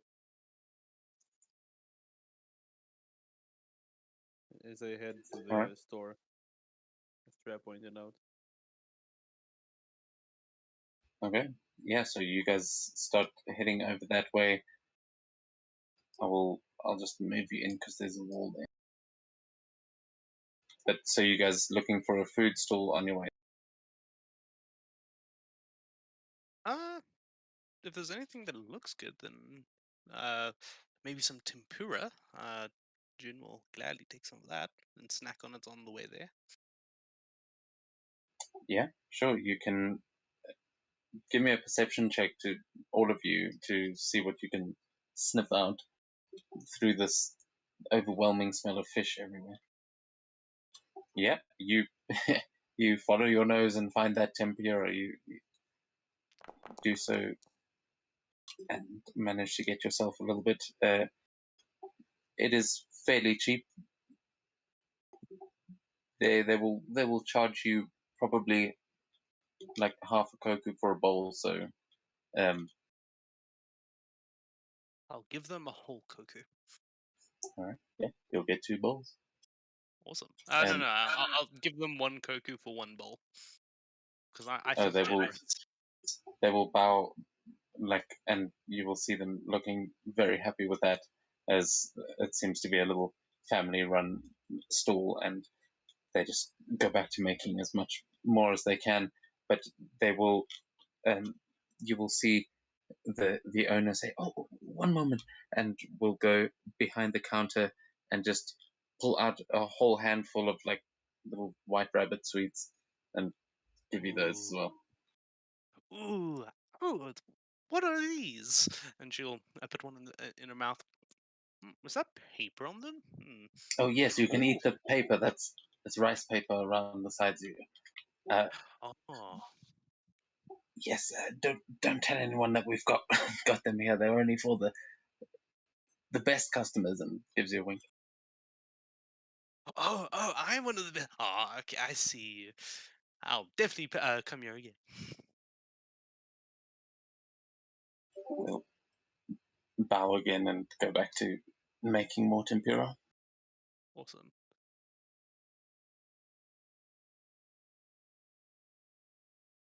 As Australia, you'll also probably with 26 be able to sniff out something if you're looking for something specific.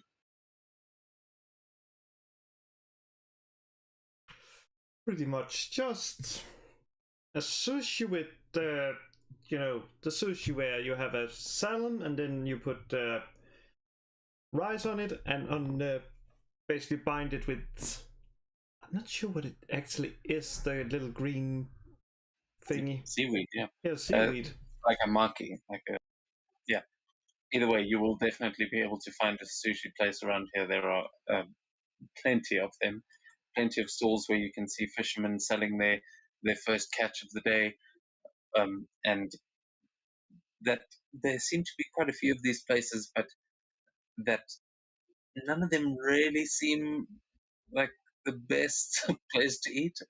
You know that there is Kung Food was a big restaurant that you guys walked past when you came in. That um, they are quite famous for their seafood around here. But then there are more places down at the harbor. Though the sushi that you managed to find around here, you do find you actually can't find any salmon in the market. What you can find is a lot of calamari, but made from giant squid, and there is all kinds of there's shrimp and tuna, but there is no salmon here in the markets. Oh well, squid will do. All right, yeah, the the guy that is busy preparing it will tell you that. Oh yes, these are the famous giant squid. Oh, you don't want that salmon. Those that's for the rich folk anyway. But eh, you go and you'll see there is a barrel behind his stall that he opens up and has got these massive tentacles that seem to have been sliced up and placed in there. But you'll just see little bits sticking out as he grabs a chunk and slices down and makes you a little 6-piece uh, sushi and hands it to you on a wooden block and says, "Thank you very much, man. That'll be one cook." And that it will be. He will take that and give a bow and uh, just move a little bit further down the bar and start serving someone else.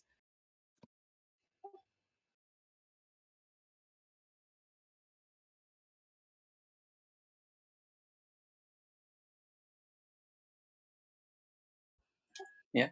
So you get yourself some giant squid sushi, and it is pungent, but it is not bad. It's, uh, and as you guys get some food, Jerry, is there anything you wanted to eat? No, I was going to the clothes shop where Estrella was, where they went Yeah. to eat, to see if Yeah, I can find something for myself. you will arrive there and see that that shop is mostly there are accessories, but it is mostly women's clothing at this place and for human-sized people. So for yourself, possibly not in this place as you arrive, and they they do not seem to cater to you Then I'll just leave. specifically. I don't think I won't need anything from here. Maybe from the inn or something. Just wait for the other ones to finish eating before we continue. Yeah, I mean, you can give me another investigation check if you want to try and find something, something more your style. That was more of a dress shop. Maybe work for a disguise. They've got some things that could add. Yeah, I don't think a But yeah, 10 will cut. no, with a 10, let's see what you find with a 10.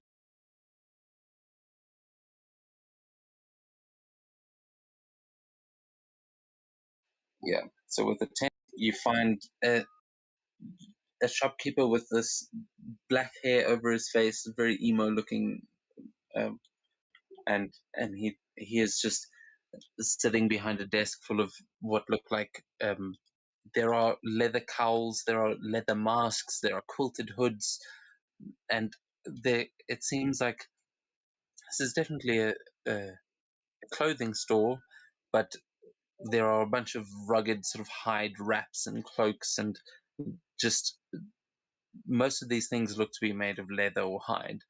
Uh, there are leather cuffs, arm wraps, but the kid sitting behind uh, the stall just seems to have his arms crossed, and seems like a pretty shady little stall. This.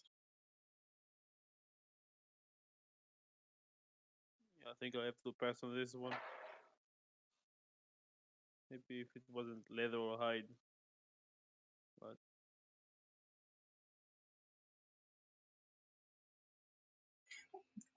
Yeah, I mean, you see they have like hide kilts and leather breastplates and things, but it's yeah, unless you want leather or hide, they have got some.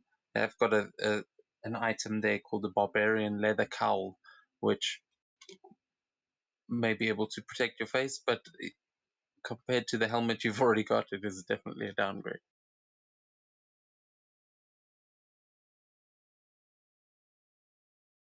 yeah, I'll just continue. I'm not grabbing anything.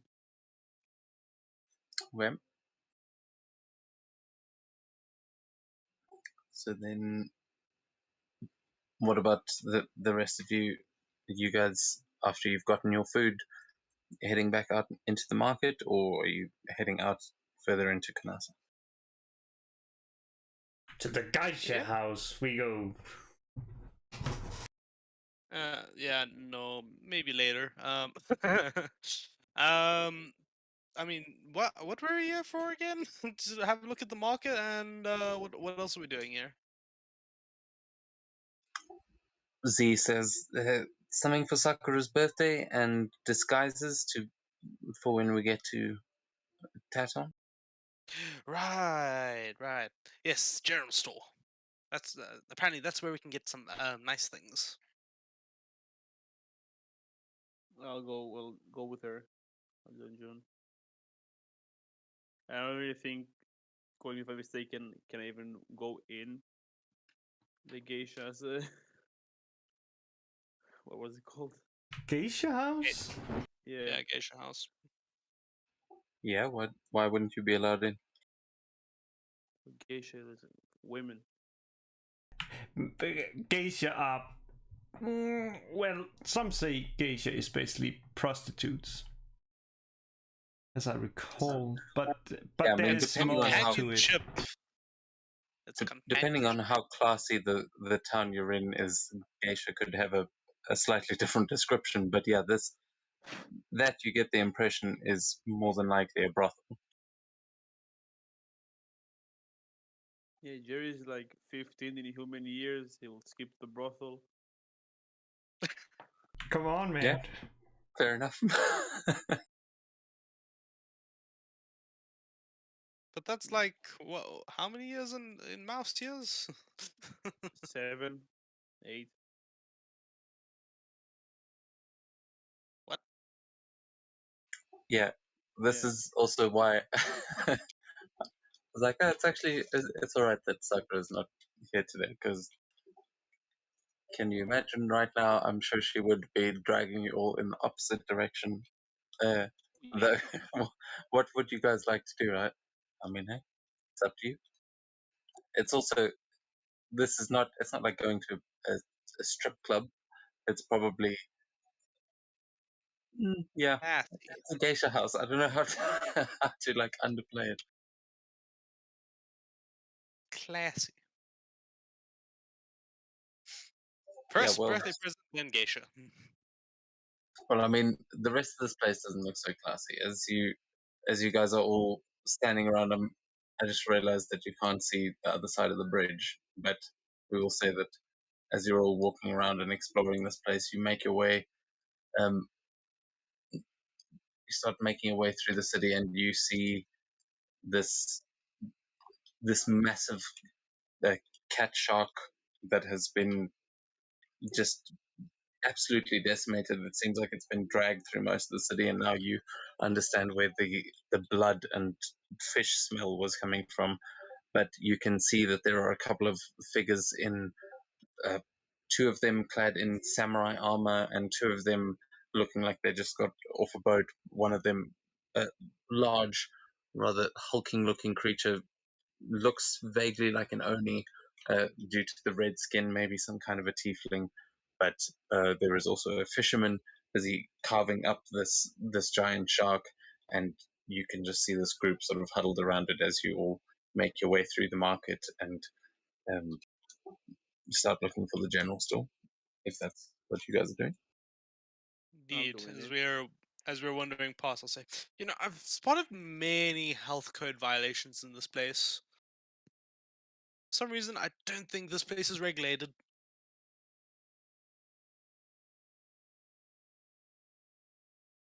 Go ahead and tell him Z, that. sorry, carry on.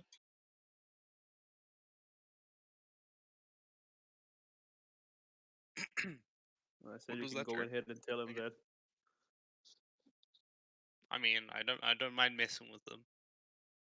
I can turn into a really, posh looking person and I could fool them. It would be very funny to watch. I might get my ass beat, but I can always just poof out of existence. It's attention we don't really need. Not now, at least. Fair enough.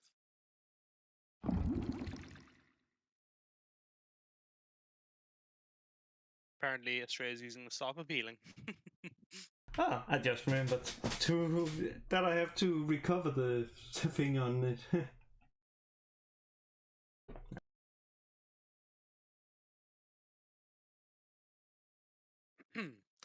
Anywho, onto the general store. You say Geisha House, yay! After. Oh, You just hear these two having a little spat as you make your way past, and we will head over to the town map again. oh, sounds like somebody died.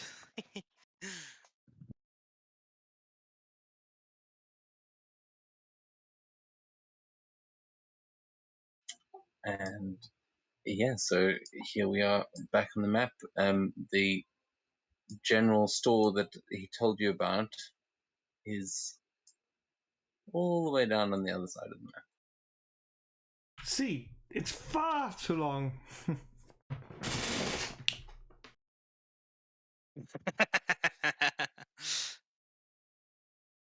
Indeed, Jerry, indeed.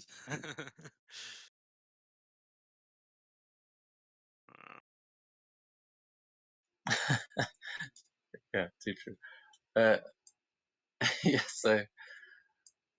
so where are you guys heading from here? You are there is an entire town between you um and the general store. So if you want to stop somewhere else on along the way, if you guys are splitting up, let me know. Is the Lonely Behir like tavern, a bar?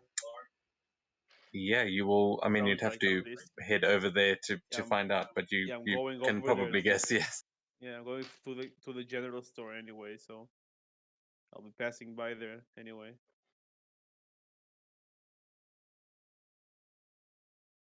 Ooh, Fisher's Market. Man, I mean, we could get some good rumors if we go to the geisha's house.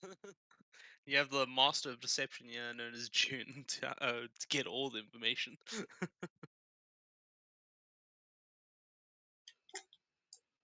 Yeah, look, I can guarantee you I'm not going to be role playing any fucking funny business. That's why there's a geisha house for that kind of stuff.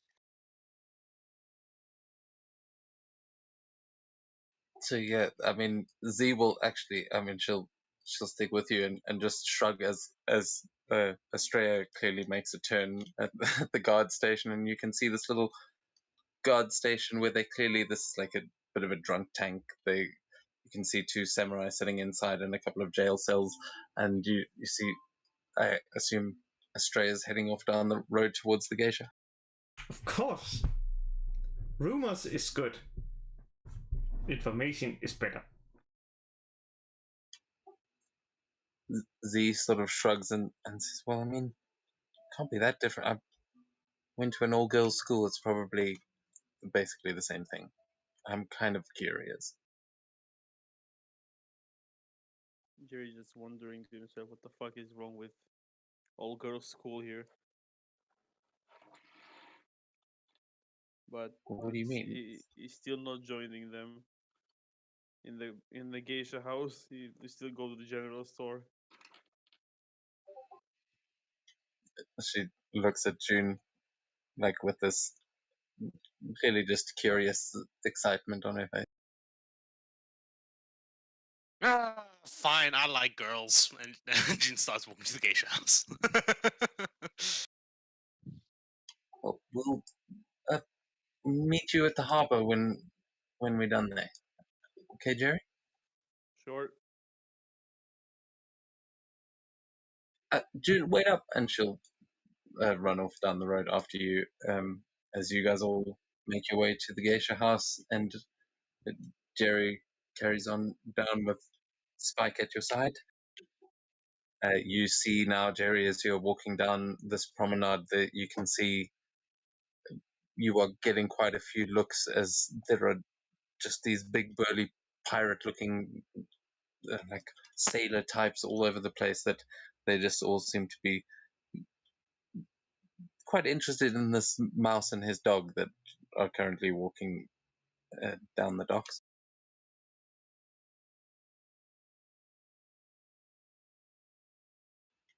But you will make your way to the general store. Let's see.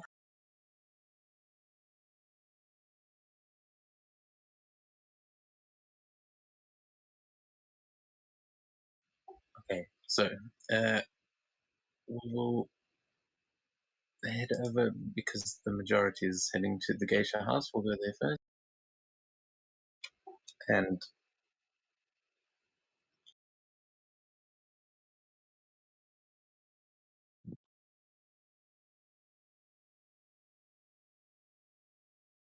I'm blind. yeah, hold on, I haven't put your tokens down yet. That's no problem. The fuck is the entrance to this place? Oh, I misunderstood this the first time.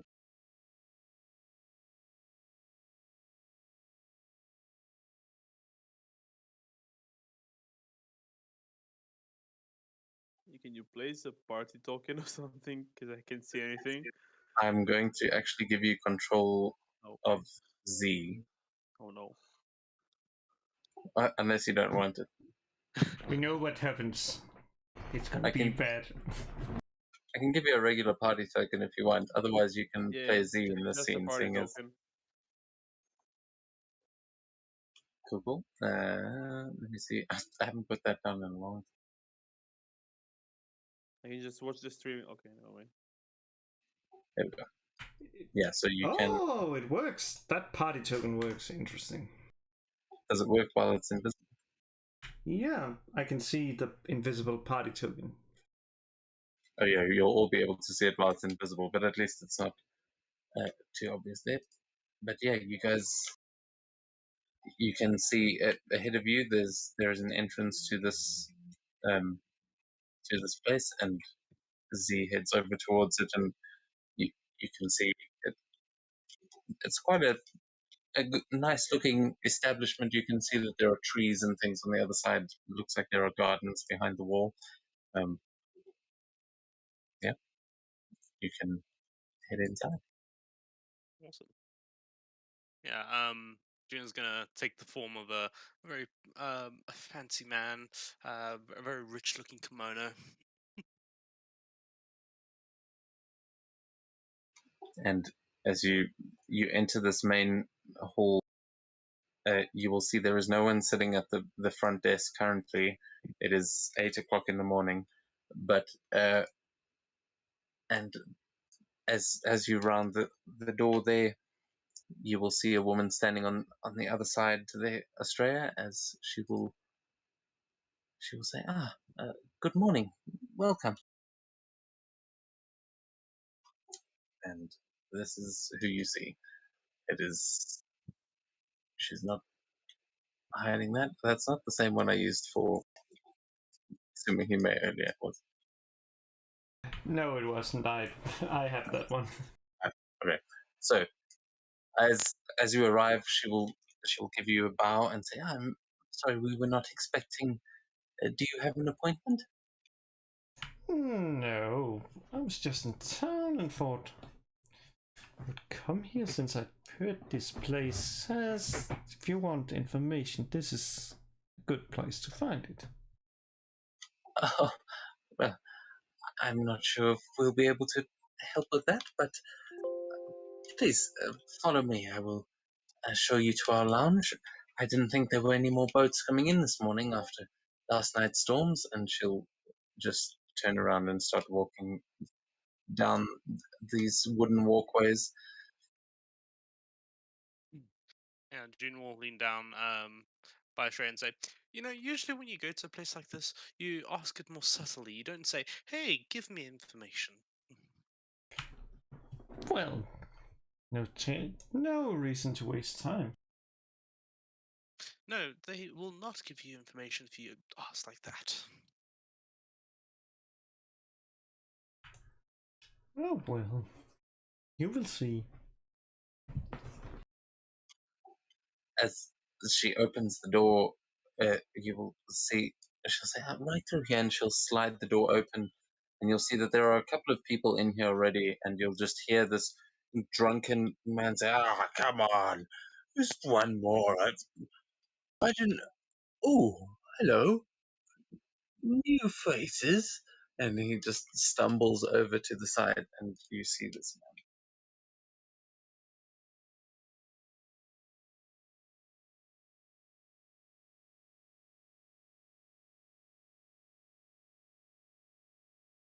You can see there is also another guy standing busy speaking to one of the geisha, that they all seem to be dressed in the exact same outfits.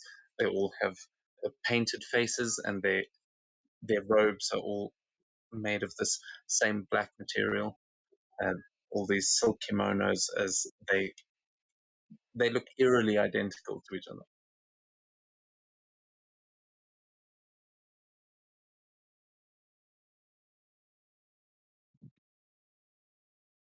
Yeah.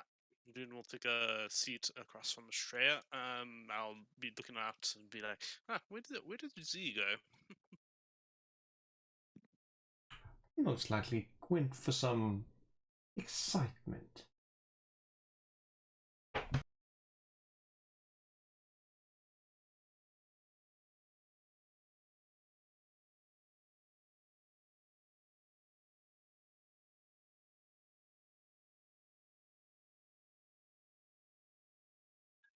Yeah, you hear the pattering of feet as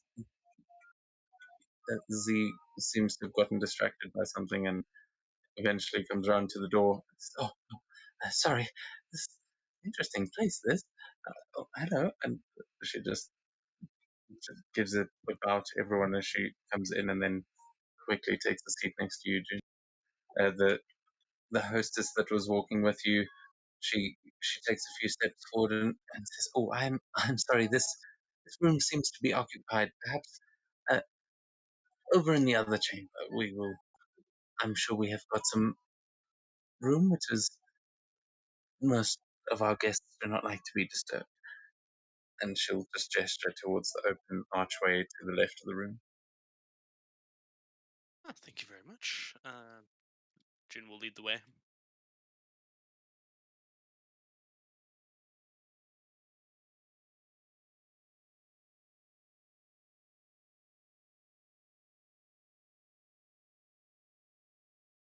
She will just stop at one of these doors, open it, and say, "Oh, bloody, sorry."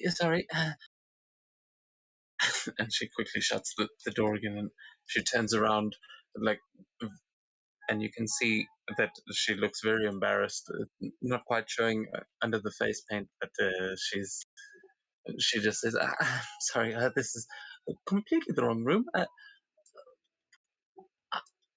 and she just looks completely flustered. She says, "I'm sorry, it is my first day." I And was she about to just, say, you're not very good at this, are you?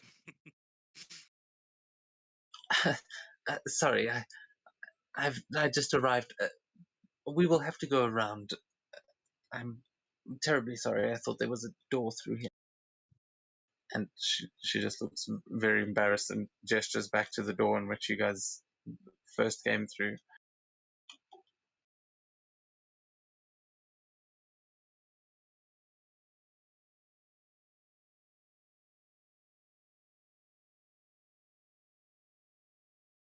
Alright, I'll follow wherever she's telling us to go.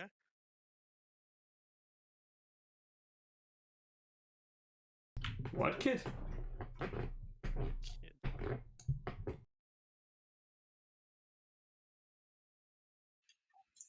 The the man in the back just seems to be drunkenly slurring that. Are you asking him what kid, as he said?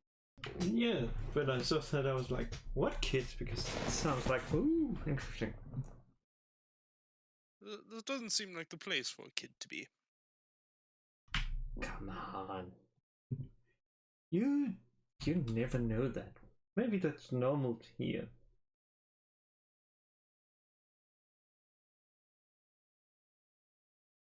The drunken guy said, "Sure, kid. He didn't come back to shore last night. His parents are worried. But there'll be a big bounty if someone can find him and bring him home safe." You haven't seen him, have you?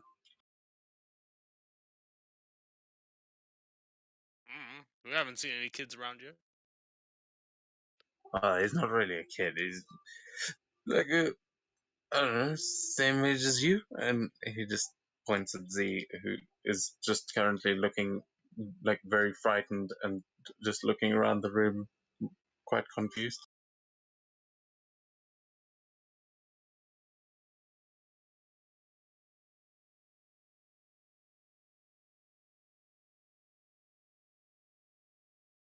Well then, I believe we have rooms to go to. I have not seen any kid like around here, so I shall carry on moving.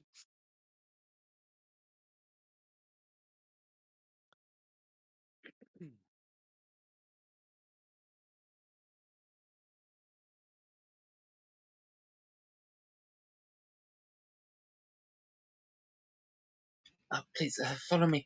And the geisha will sort of rush away through and then take you over to the other entrance that is nearby, where there is a slightly older woman standing at the door, and she just says, "Is it empty?" And she says, "Yes," and we'll slide open the door. Very nice. Come on, V. Over here is a good spot.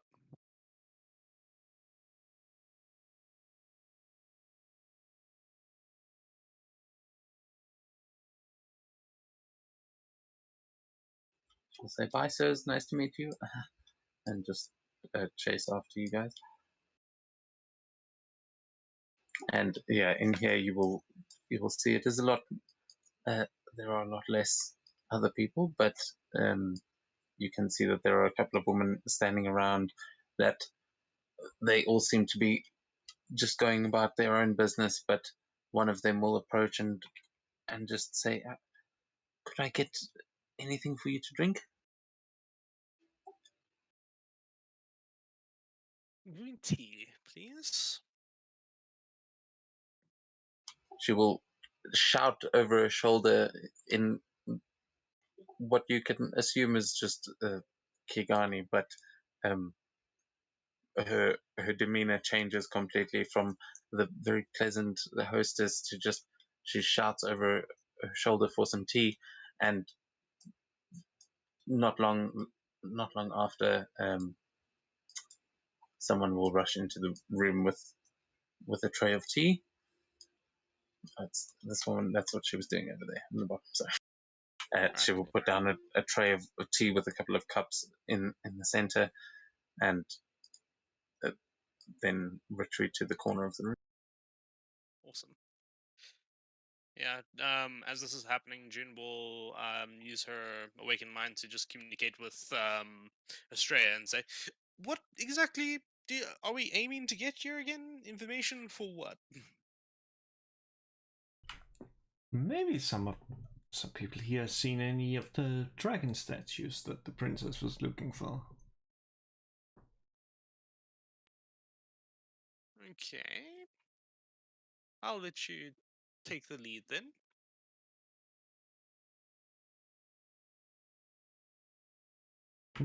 Oh, I love this. I'm like, She says, as she bows and says, "So, are all three of you together, or will you be by yourselves?" Seems together. Ah, very nice. Well, we can call the ladies for you, if that is your preference. And she just sort of straightens her back and gestures to the door, but expectantly, like clearly asking what your preference is.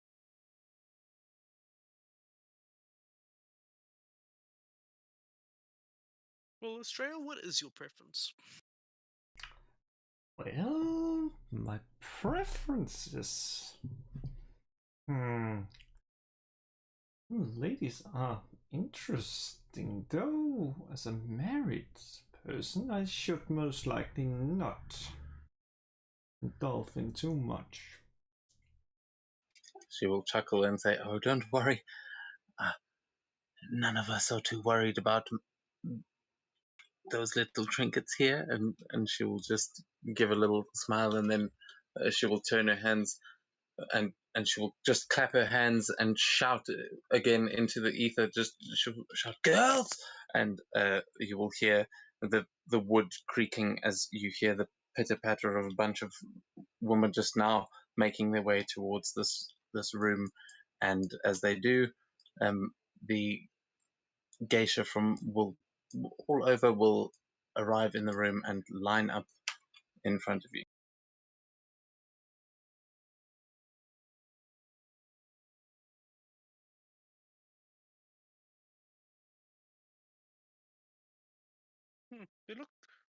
They all look the same, don't they?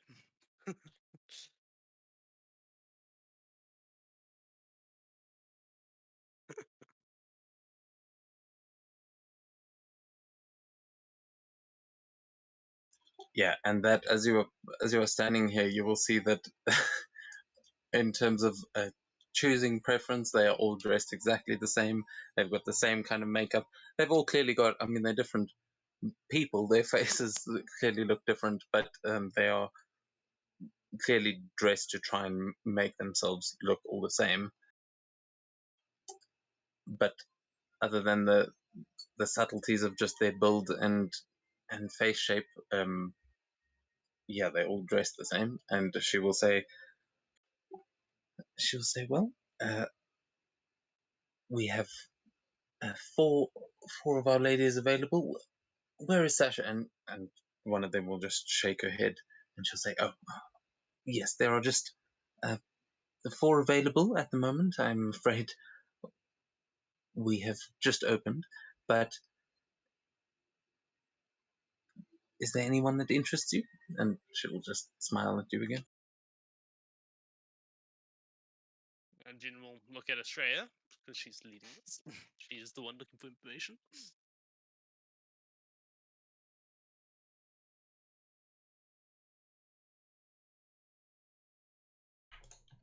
Estrella is thinking. She's thinking a lot, and it's just like, Is what was her name? Yugari here.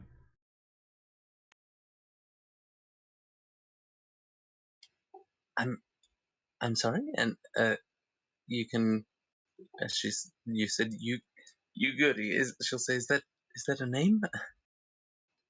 I'm afraid we do not disclose the personal information of our guests, or of our ladies. That is part of the process here, but it will be 50 koku for an hour, and yes, 100 koku for the morning.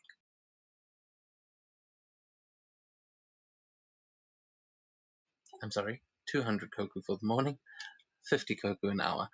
Sorry, guys. And you see now all of them just starting to like position themselves as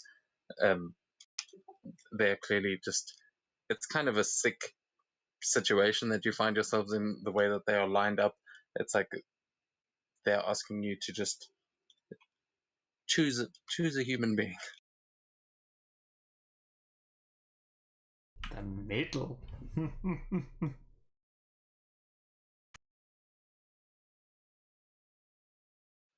Ah, yes, of course. That is Miss Reiner, please. And she will step forward. She will walk over to you, Estrella, and she will take you by the hand and just give a smile, and she will try and lead you away. Oh, oh, so tempted. Yes, let's be bad. And follow. Okay, I'm gonna move you guys together because she, or actually, you can just follow her as she makes her way out of this room, and the rest of you see Estrella walk out with one of the geisha.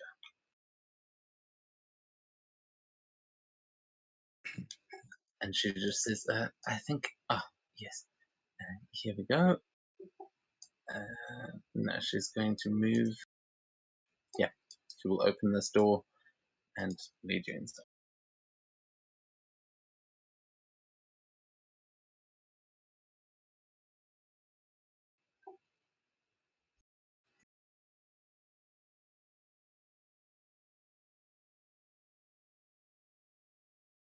Okay, and meanwhile, June and Z, you guys are both sitting in that room, and she is still. The rest of them are now lined up and waiting expectantly.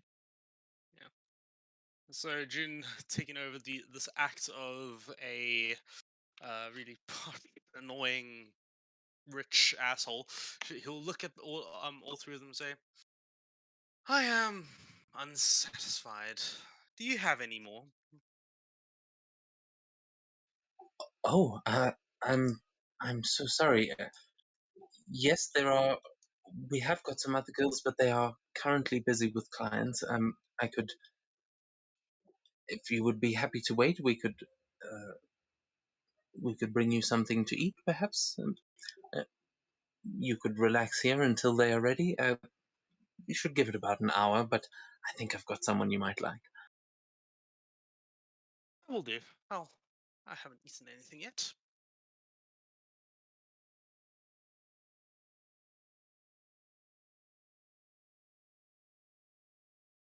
And then I'll look at Z and see what she's gonna do. Yeah, I was trying to roll for Z, but it's not working for some. Yeah, so you see Z is just like her cheeks are just bright red, and she just goes, no, that's okay. I think I'll just stay here with you if that's cool. And she said, I'll just give me a minute. Thank you. She'll just nod, like respectfully, but she seems completely nerve-wracked at the moment. June And will have a small chuckle will come out of June. the woman will say, "Oh, come on, don't be shy. We'll take good care of you, ladies." And two of the two of these people will walk forward and they will surround Z, and they will each just take her by the elbow and lift her to her feet as she goes with them willingly but reluctantly, and they each take her by the elbow and say, "Oh, don't worry," and they seem very friendly, and the two of them lead Z out of the room as she just looks back over her shoulder at you, June, and you see this look of fear in her eyes. June gives a small thumbs up. Very subtle to not drop the act.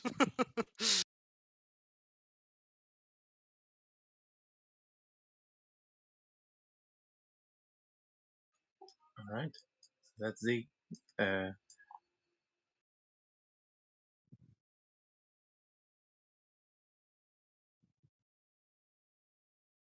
and June is gonna continue waiting.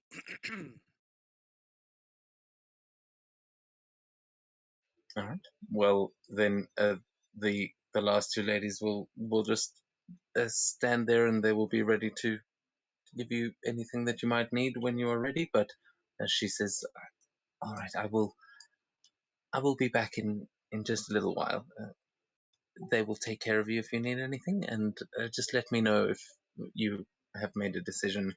I will let you know when our other ladies are available." And she'll give you a bow, and then just give a stern look to the other two before turning and walking away. One of those customers.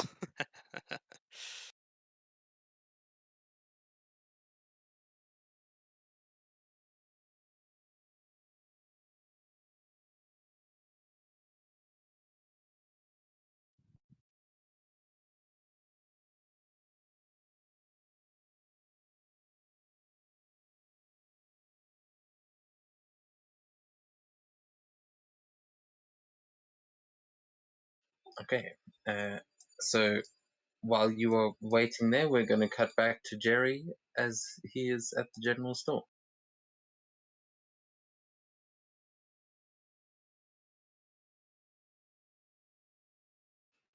Or as you are arriving.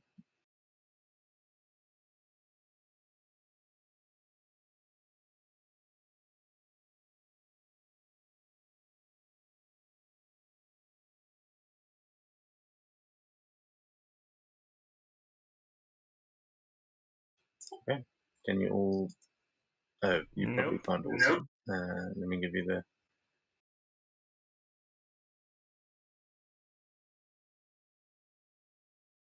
There we go. You guys now have the party token, but yeah, share it. Be nice. Yeah, so Jerry, you arrive at this pretty humble-looking little store. As you arrive, you can see there is a beggar sitting outside who, well, he just looks you up and down. He doesn't actually say anything as you walk past, but you can just see this uh, thin-looking man lying outside the shop. Yeah, I just tell Spike to stay outside and head inside. All right. Yeah, as you enter, you will see a table full of all kinds of pots and pans. There is a table with bear traps on it. There's every kind of adventuring, like just basic adventuring equipment. Yeah, there's all kinds of things in here. You don't see any sort of magical items in the store, but you do see uh, plenty of regular equipment: torches, shovels, bags, things like that. And you can see that he has got some freshly baked bread and some fruit and things on the counter, as there is a man standing very similar to one of the young men you saw in the marketplace that is standing behind the counter in this room. Nothing about nothing clothing only adventuring equipment. You don't see any clothing on racks or anything, but you do see that there are there are, like, as you look around, there are some bedrolls and things. You can see that they do sell socks. What are you looking for specifically? Like like sort of cape of some sort. Like I saw made of a hide, but maybe out of cloth this time.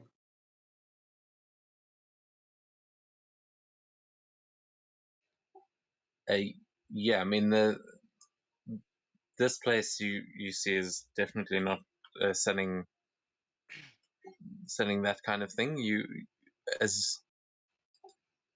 No, you're not seeing any capes here. You saw quite a few stalls like that at the market with but you can ask the guy. You don't see any in here. You don't see any in this room. And just approach the counter and ask him if there's any like sort of clothing around here. I don't see any on the shelves.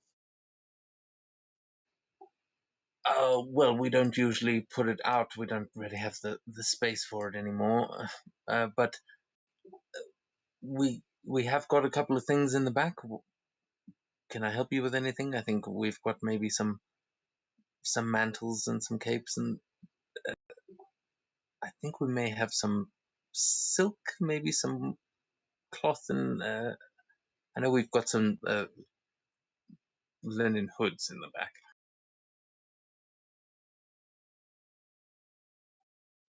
Yeah, maybe a few hoods. Maybe maybe even masks that could work. I'm not sure if you have any, but Masks. I can have a look. Let's see. And you see him just looking through an inventory list that he seems to have kept under the desk. He says, "Well, yes, we've got some. Sure, we've got some coifs, some hoods. Shadow linen hood is 30 coke. I'm sure we could find a few of them. What else would you like? We've got leggings, hand guards. We've got some grips, some silk sleeves. Very fashionable this time of year."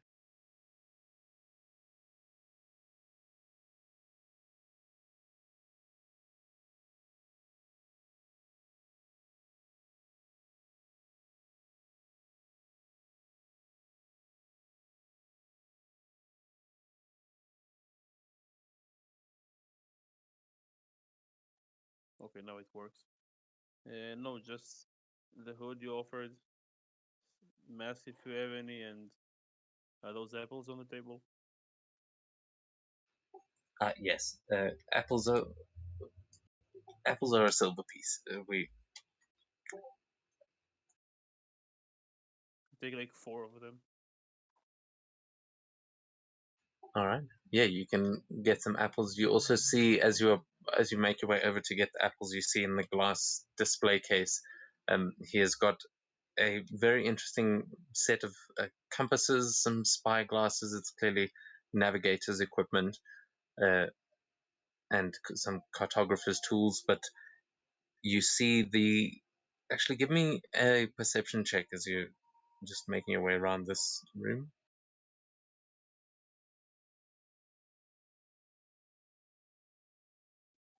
And it didn't roll here. Great. Oh, wait, it delayed a bit. 19.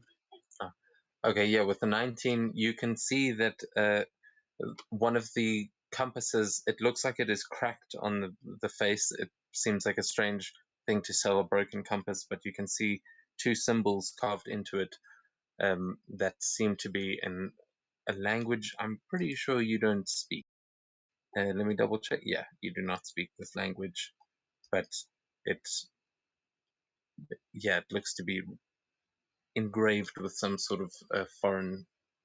That looks like it is the most mystical item in here that you've seen so far is a broken compass. The rest of this place doesn't seem to have much other than what you can actually see on the maps. But he will happily say, "All right, well, if you need those hoods, I will go and check in the back. Are you sure that's all you need?" So it was a no on the mess. Yes, hoods and the apples here. Mm, All right, just a second, and he will head back through a doorway, and you will hear as he does so, as he opens that door, you will hear faint conversation coming from the other side of the door. It sounds like there are people in the next room that seem to be in mid conversation, but he will, after not too long, he will make his way back, and you will see that he has got three three linen hoods, and he has got two wooden masks. He says, "These are the only masks that we have at the moment, but if you're looking for masks, I'm afraid this is not exactly the place. The marketplace is probably better for." those will do just But fine. And I just take one of each and some of the apples. Just hand him the cocoa and jokingly say, "Get the surf club going on back there." oh, no, sir, you don't want any part of that. And he just gives you a very stern look and a bow, but then takes a step over and closes the door again. Uh, the My bosses would not be happy if there were people eavesdropping. So thank you very much, sir. That'll be 32 koku in total. Please enjoy the rest of your day. And he will slide all of those things over to you and give you a little wicker net bag if you need it. I'll just put it in the bag of holding. Cool. Just Well, you got your own bag? Oh, thank you. And he puts the net back under the counter and just nods emphatically like you should leave now after asking about what was in the other room. yeah, just shrug and take a bite of an apple. And then wave as I leave the store.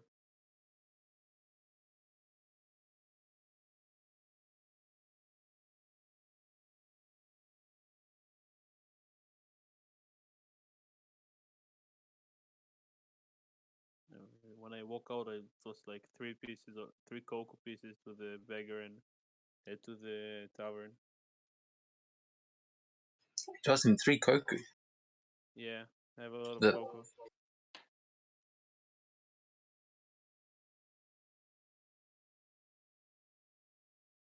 To the beggar. yeah, he screams out, "Mother Kami, thank you, sir!" And gives you a bow as he just scrambles to pick them up, and you see him immediately stand to his feet and uh, make his way inside the general store to go and buy himself some food I because just say, you can see this guy's don't mention it, and I just keep going.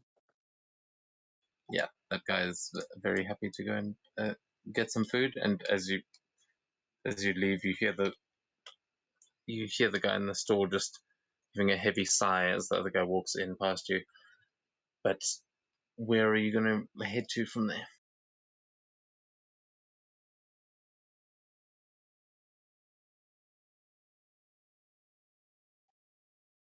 I think I go to the tavern. What was it called? It was not too far away from the general store. I probably passed by it. Is it Yeah, the the Lonely lonely Behavior. Bania? Yeah, Or it's all over Bafia? here.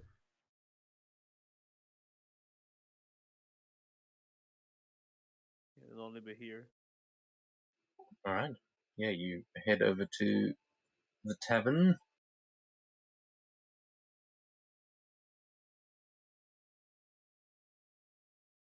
Uh, okay, yeah. As you are heading over there,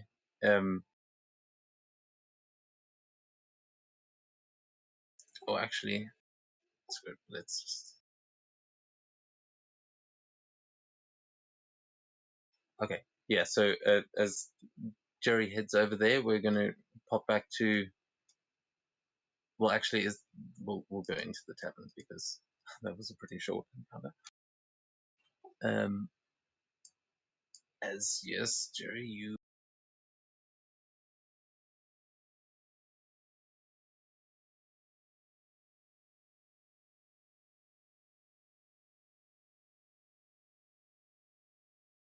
And suddenly darkness. Give me a second. Okay. Yeah. So, Jerry, you arrive at the tavern.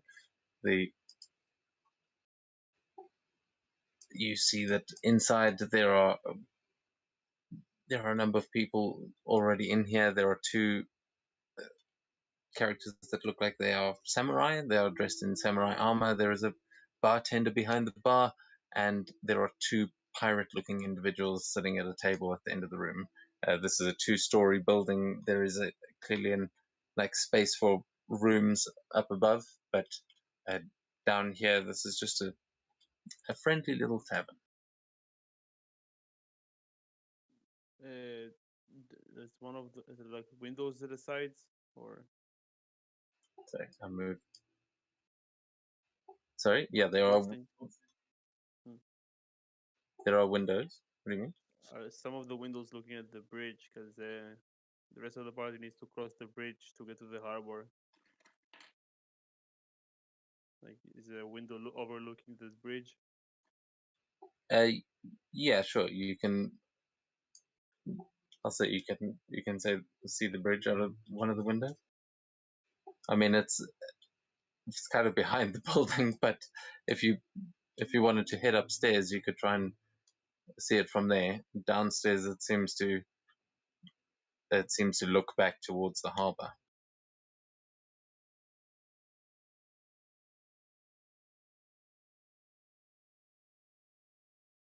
I'll just approach the bartender and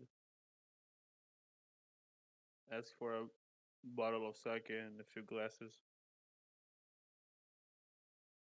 Oh, coming right up, sir. And he will pour two glasses of sake, slide them over to you, and give you a nod. First round's free at the Lonely here. Welcome. And he just gives a bow and then goes back to cleaning the bar. Yeah, just grab two of them and head upstairs. The stairs like through which one of the doors, or is it up here? Which one of the ways are Yeah, upstairs? there's stairs at the top of the room.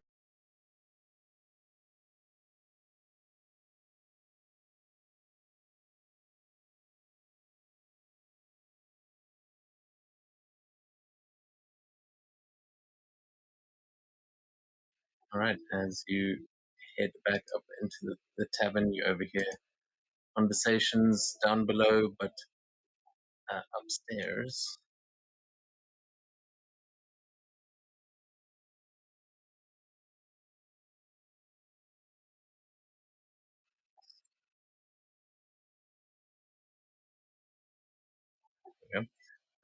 Yeah, from upstairs, you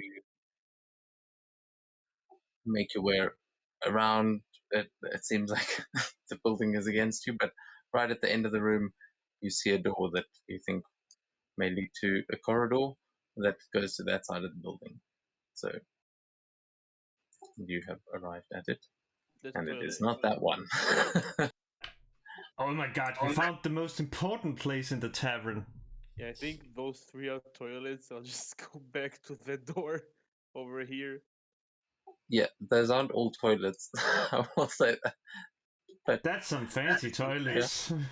Hey man, like, I saw one that could be, at least for gnomes, it's a toilet. And that's a bedroom. No, that's a toilet. See, there's beds. What is with this place? Why can no windows where I need them? if you as you're saying this, you hear the clattering of a window with the wind just slamming through the door to your right.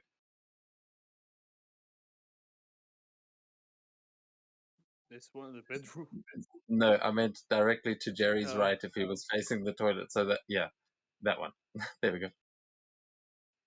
This And you find a window that looks out over the bridge.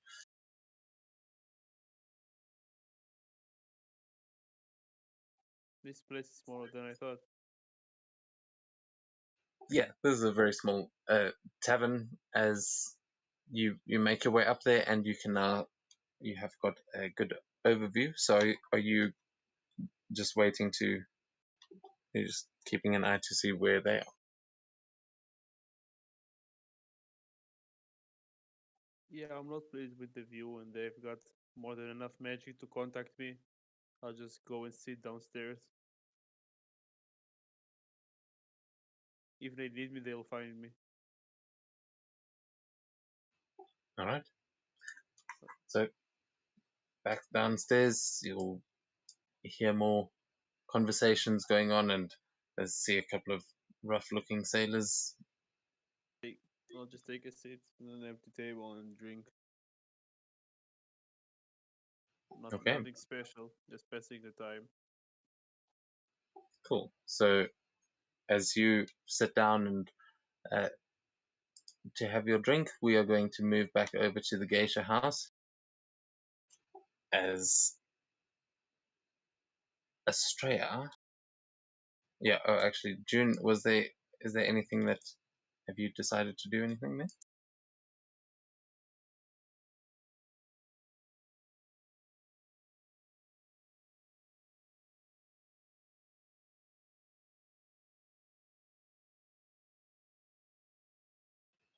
You are muted. Sorry, I completely had a huge brain fog. What's happening? So we cut back to the geisha house. Have you decided that you want to do anything? Are you trying to accomplish anything here? Yeah, so for now, June is gonna continue having the food that they brought out, if they've brought out any food. Waiting for them to bring the new selection, if you will. That's how you get the top tier, ladies. in June's mind, anyway. Yeah, there's some logic there. I don't know if it's sound or not, but give me one second.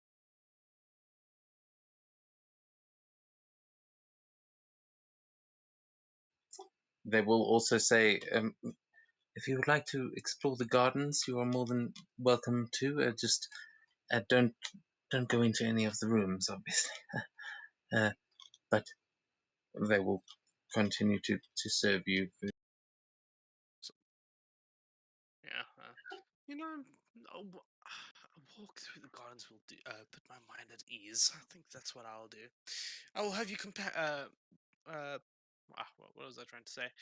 I will have you accompany me. Thank you very much, and June will begin making her way out. Are you asking them to accompany you? Yes. And that they will.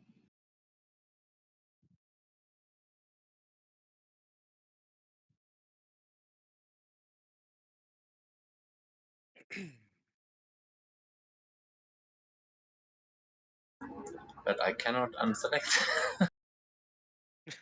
Good luck.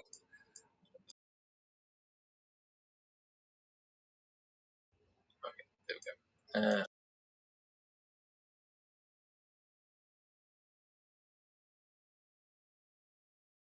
Yeah, they will follow you outside, and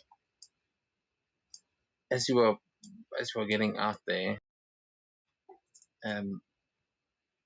you will see that there are gardens around here are quite well maintained. There is, you can see at the sort of end of that, just over that little patch of garden with the waterway that's been dug underneath it, you can see that there are what look like bathrooms at the end, right in the corner there. So yeah, if you keep heading down that path, you've kind of got rooms that it looks like that's where the girls actually stay on the left, and then bathrooms up at the top. Right, I will go the other way then. Seems like there's nothing much happening on that side.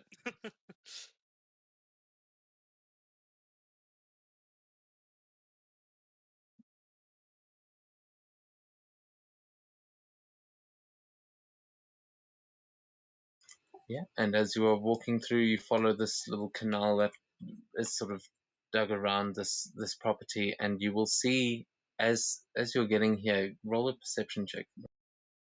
Sure thing.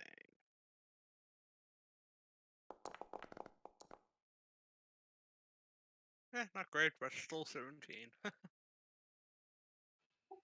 Yeah, you will see that there is a woman standing at the opposite end of this garden, and she seems to be paying respects to a kitsune shrine that is set up there.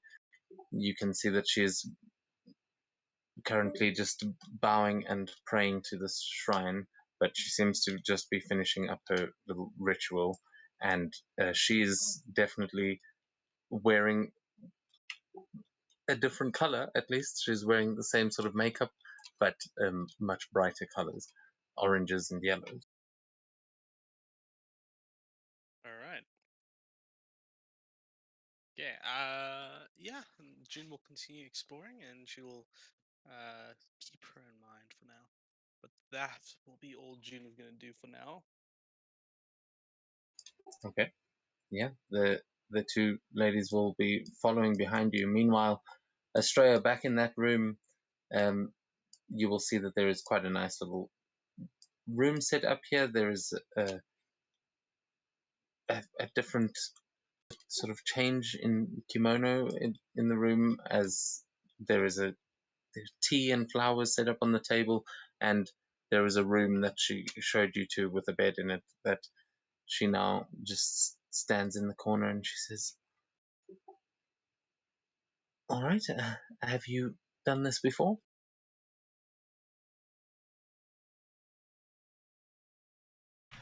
Oh, a lot. Oh, really? Uh, and where might that have been? I do like a traveler. Oh, let's see. That was my home in BC, and then there was yeah, those days in Storm was truly great. Then afterwards, not so much.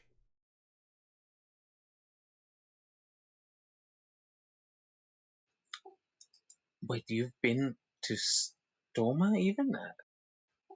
I mean, that's on the other side of the world.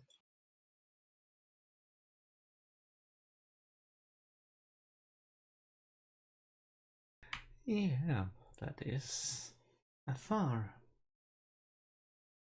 place. Oh, well. You must have had a much more interesting life than me. I've been here in Kunasa for most of it. All we see here are pirates and thieves. Though there was quite an impressive storm last night. I heard the sailors saying that it killed half the fish, though, which I suppose I shouldn't bring that up now. And you see, she's sort of made herself comfortable at the table and is just sitting and trying to engage in conversation, but is sitting very seductively. I'm like, interesting. There wouldn't happen to maybe have watched something ashore in that storm.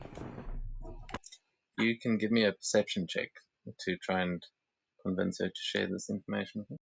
You just mean persuasion, not perception. That's what I meant. Yeah.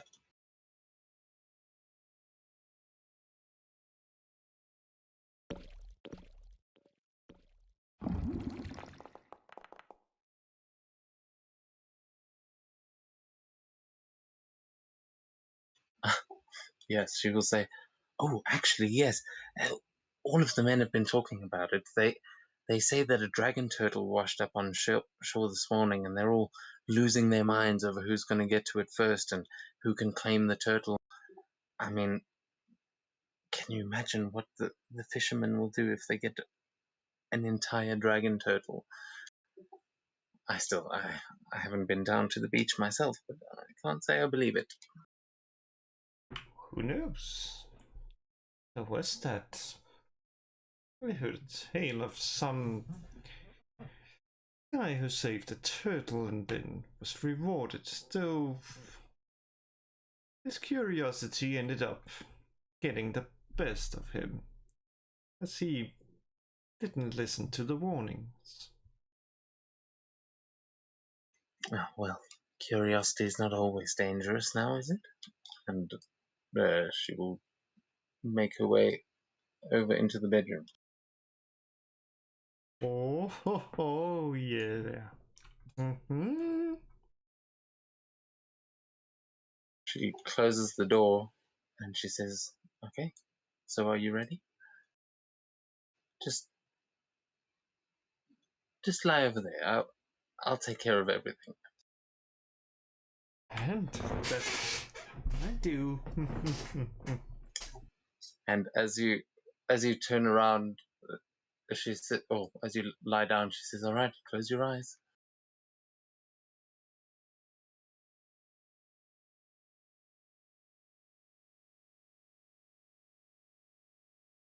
Oh well. Always good to take the chance and close his eyes. And with that, you hear this strange sound. It sounds like her bones are breaking, but I'm not entirely sure what she's doing. And she leans in, and she is going to attack you with a draining kiss. As Oh, I know that. the succubus is revealed.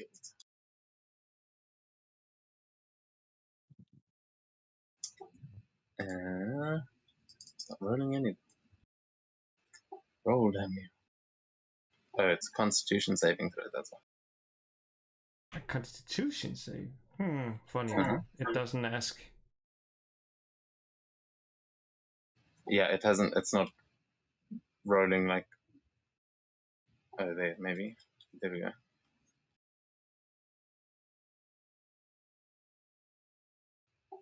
There. So, like that. I think now it should ask.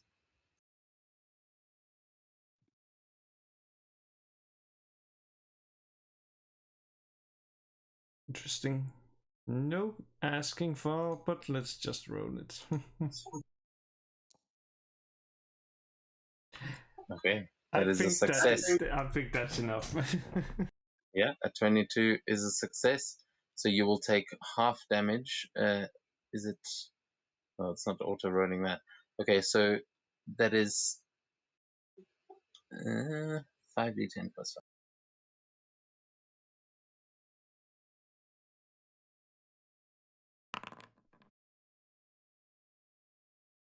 Okay, so that is 31 points halved to 15, as you take 15 points of psychic damage, and yes, your hit point maximum is not reduced because you managed to save, but you are now aware of the fact that oh, I forgot, it has to actually magically charm you first, but I feel like Estrella was charmed.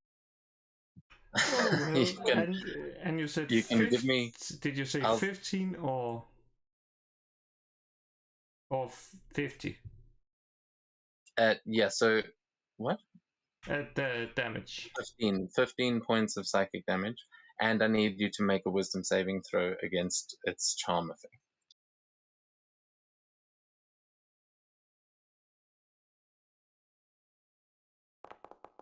Oh, it's a charm effect. You say, well, I don't really need it. Don't need it. Because I realized, like, oh, charm effects.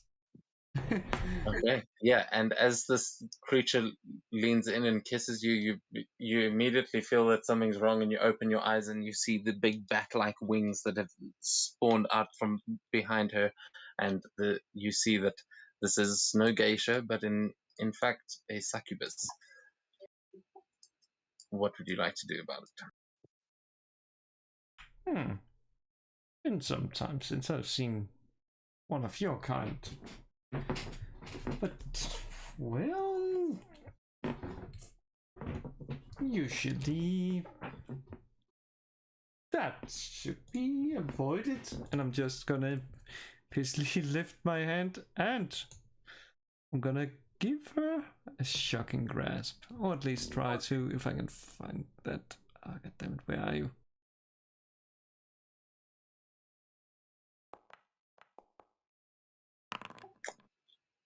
All right. Well, I'm pretty sure that hits. yeah. Sorry, it switched over there. What was that? Is that 18 to to hit? hit. Yeah, I'm pretty sure that hits. It'll hit. And that takes 20 lightning damage.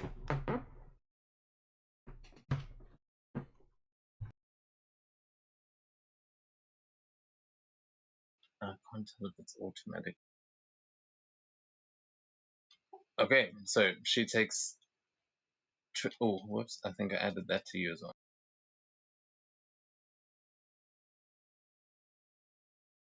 Nope, that was the what's called psychic damage. Oh, whoops. Okay, I'll put it back. My bad. Okay, so yeah, with that, I'm going to ask you to roll for initiative. As this shocking grasp, you just see her react, thinking that she had you charmed, and then she will just react with a scream. And June, you will hear this scream coming from one of the rooms near the entrance where Estrella was taken. Mm. How would Jin react to this? Yeah, she's gonna act completely like, oh, I see my companion is getting really busy. And he'll just laugh in that male form. Shall I roll deception? Yeah. I mean, yeah, you deception on who? On the other geisha? Yeah, I don't want them to think that I Yeah. because not gonna lie, I was walking to, so I was like, this is probably gonna be a succubus place. I was Yeah. right. Yeah, I mean, uh, yeah, they both just, you see them both sort of look at each other and then breathe a sigh of relief, and they say, "Oh yes, sorry, some of them are so loud. Um, shall we find somewhere quieter?" Yeah, Jin looks across the garden and is looking at this one over here, and she just simply says, "That one." One of them sighs and just sort of rolls her eyes, but is still around the corner, and the other one goes, "Oh yes, an excellent choice. We will go and let her know. Perhaps you would like to introduce yourself, or would you like us to bring her to you?" I do believe you can just bring her, and Jin will make her way to one of the private rooms. All right. Yeah, so you can. They will allow you to sort of walk off on your own past them, and you can sort of take this opportunity to explore around a little bit if you like, and try and find a room. Yeah, There will be some. I'll poof my fairy dragon into existence and send it towards where Z went to see what what hell she's going through.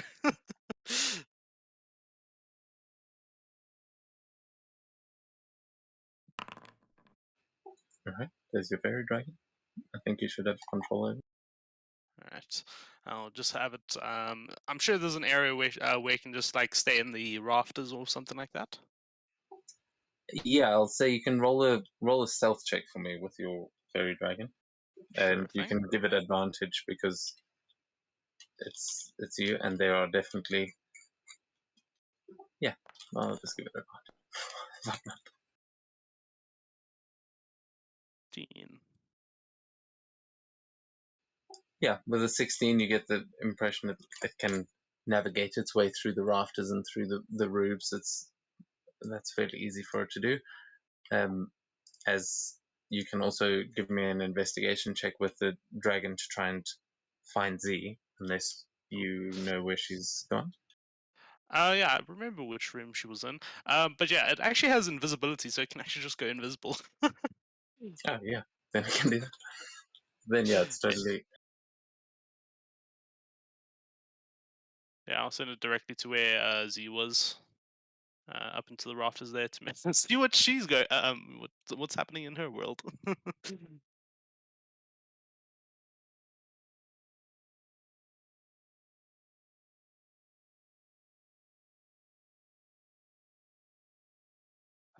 I think it was this room, right? Yeah.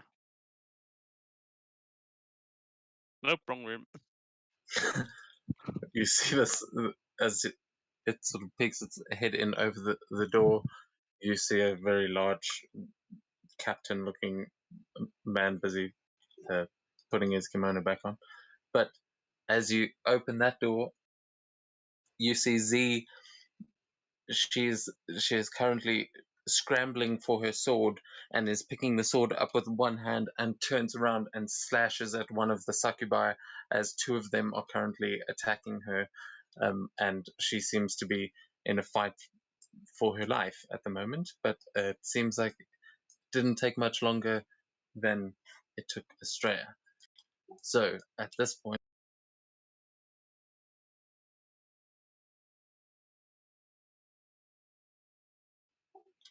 they are in the combat now too.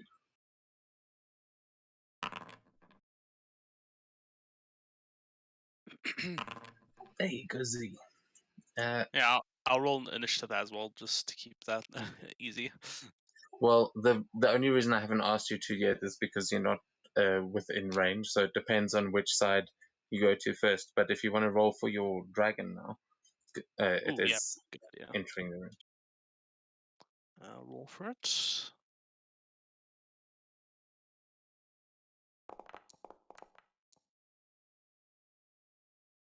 Damn. Shit, okay. So then, with that, we are going to jump back into the combat round, and we will kick things off as June's fairy dragon is flying into that room, and you see Z in this predicament. What is your dragon going to do? Should I take a risk here? Okay. Oh, okay. Yeah, I've got it. So it's a blue fairy dragon, right? Because there's different colors. I think it's a blue fairy dragon. So it has a pretty cool spell called Major Image. um, and I will have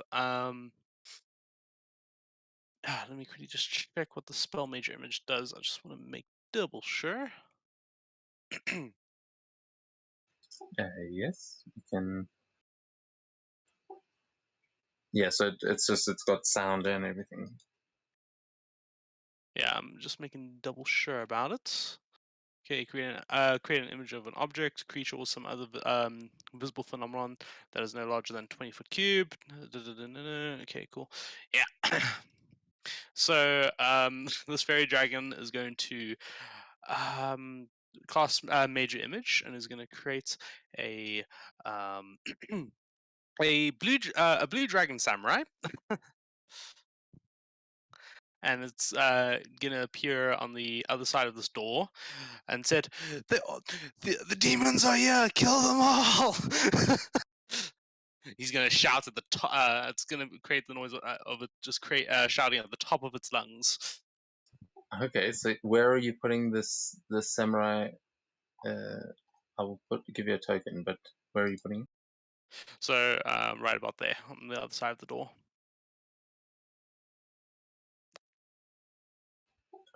Okay, You said you're making him a dragon clan. Yes, indeed.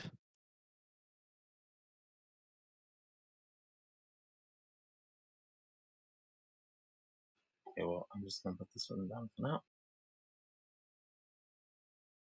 Sorry, on the other side of the door. Yes. And I assume you're leaving the door open or closed? Well, I mean, the fairy dragon didn't actually open the door itself, did it? Well, yeah, I suppose the fairy dragon's going over the walls, yeah. So, Yeah. all right. So this guy, and so I was just trying to get the token. What is he yelling? Sorry? The demon, it's something. Okay, cool. So he yells that out, and June, you will see the room that you were in. The drunken pirate captain and his bosun will both come walking out, going, "What the hell was that? Did you hear that?" Excellent. And yeah, they walk out onto the deck behind you, June, and they both seem very confused. But I think, is that going to be your fairy dragon's turn? Indeed it is. As it just watch as in the same spirit of June, is gonna be creating chaos.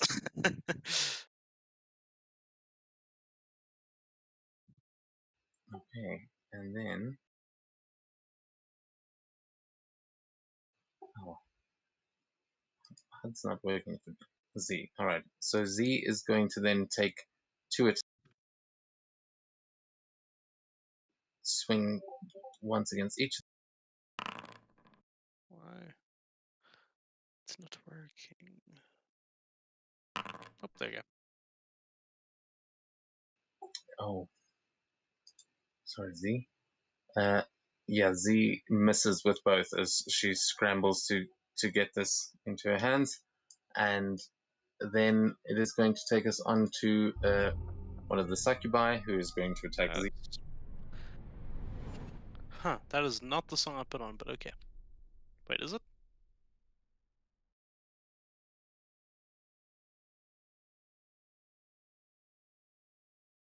Well then, I guess we're having this music on. Yeah, why not? As Z gets all cut up by this one, and yeah, she seems to be. Z doesn't seem to be charmed at this point, but heading over to the other side of the map, Estrella, you have realized what this creature is, and it is your turn. Oh, interesting. Time to do combinations. First thing is hex it with what would it be? Charisma. Of course, it's charisma checks. Since it's a succubus, then I'm gonna use a weapon I haven't used before, which is the war fan. I'm gonna use the green flame blade on it. And I'm gonna slash at this creature and yeah, confirm my suspicion if I hit. Ah, god damn it. Did I forget to put that on? I just forget the 24, so it's a 26.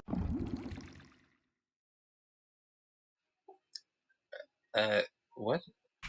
What's the 26? Just the damage, just that to hit. Okay, why does it say? Oh, what is the D4 for? Oh, that was guidance. I forgot to disable okay. that one. Oh, yeah, that will hit. Yeah, that hits, and since it's that would be 17, unless it's immune to fire. Plus, let's see, what is the the hex damage isn't included, which would bring it up to 20, unless it's also immune to necrotic. It is not. So what is the total damage there? The total damage is 20. Okay, nice. Yeah, it takes that full 20 damage, and it's still looking not too bad. Let's just see, blah blah blah. What's the start of its. And since it was hit, but it hasn't been what's called hit yet, or basically been its turn yet, it can't take reactions. So I'm just gonna open the door, go out, and I'm not sure if I can close the door and then be like, just moving away.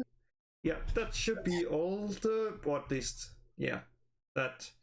Just hide in the corner, and with that, come on, we end the turn. All right, nice. So yeah, you quickly make your way out of there and close the door behind you. As you hear this creature on the other side of the door just screeching out in anger, and they're just going to be here against Z again.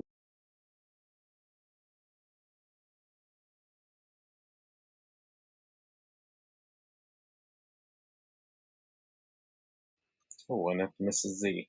So as the other one is currently clawing, you will hear the door slide open again as the flapping of wings.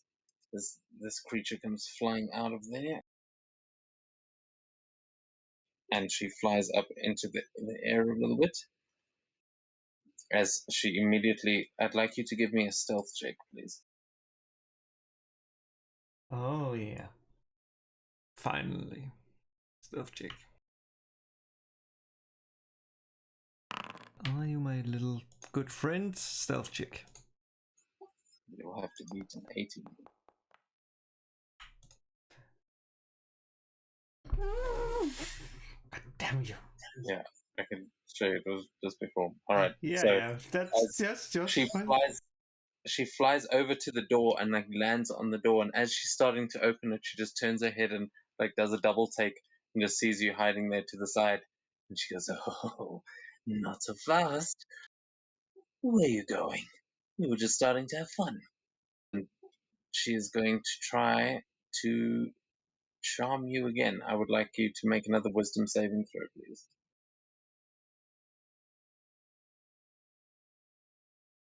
Come on, wisdom. No. 9 isn't good. Oh, no, 9 is not good. As you are charmed for 1 day. Oh my god. Oh, wait a second. And here, it's the perfect time to use the mask. to Although, succeed. yeah, you are not wearing the mask currently, unless you were doing this entire encounter so far with the mask on. Come on, man. Experience. Like, as I already said, unless I say I take it off, I never take it off. But, yeah. Let me just see.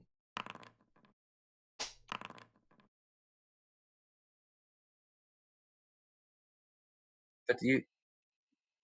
Huh? Why is all the... Yeah. So, don't you have advantage against charm effects? Oh, that's good. God damn it, you're actually right.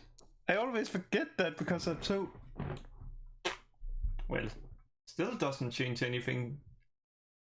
No, well, it does. If you had advantage, you would have succeeded, because that second roll that it made you do, you succeeded. You got 15. You rolled a 14 plus 1. Really? Yeah, that it's there in. Oh, it's private. Sorry. Yeah. There we go. Should be revealed now. It says there that you succeeded. Yeah. That's why I was so confused. Yep, I'm confused. Yeah, because I asked you to roll it and then you rolled normally, but then I clicked charm and it asked for an automatic one. So I think the second roll would have been your advantage one, which was a 15. So you just managed to pass that one, as its charm effect has not. You've managed to stave off its charm. Yeah. So charm didn't actually work there. But it is going to then just move in towards you and start preparing for another attack, and that is going to be the end of the round, where we will jump to see what June is doing outside of combat currently, as you now know what's happening with Z and your... Oh, actually, it's not a familiar, so you can't just look through its eyes. No, I remember I picked up Find Familiar through ritual casting on my Book of Okay. Secrets. I think it's Book of Oh, Ancient okay, so Secrets. is that a Okay. familiar now? Yeah. I thought that it's was a pet. familiar. It's a proper familiar. Okay. So, are you warging, or what are you doing? I think it would be time to roll for initiative. But June is still going to be acting. Like, oh, I don't know what's going on. I'm just a regular noble, and then she'll she's setting a trap right at the moment.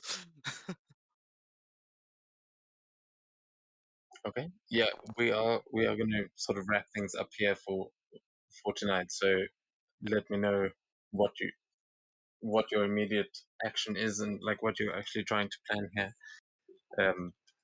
And then we will pick things up in the combat again next time. Awesome. Yeah, for now, she's just gonna wait to see how things go. Yeah, she's looking to see what happens in this current turn, and she'll react. Okay. Yeah, these other two guys are also going to roll for initiative because they are going to charge in towards the sound of screaming and combat.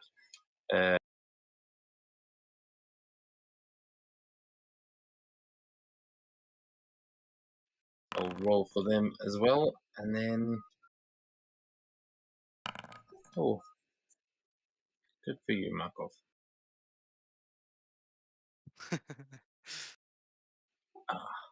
But the captain knows what he's doing. Okay, or not? What the fuck?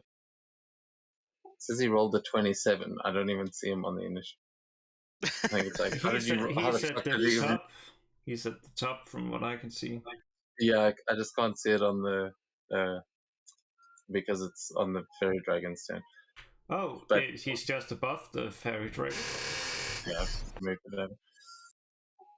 But yeah, that is where we're going to sort of call things for tonight. As I know, it's not always fun to end mid-combat, but that is where we're going to call things for tonight. However, I would like to jump over to Jerry one more time and ask what he is busy doing when, by about 9 o'clock in the morning, they still you haven't seen them cross the bridge.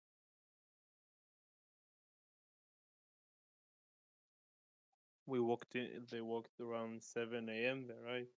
So it's been a few hours. Yeah, I mean, since they left, you probably spent a good like half an hour or so in the general store, and you've now been waiting here in the tavern for about an hour.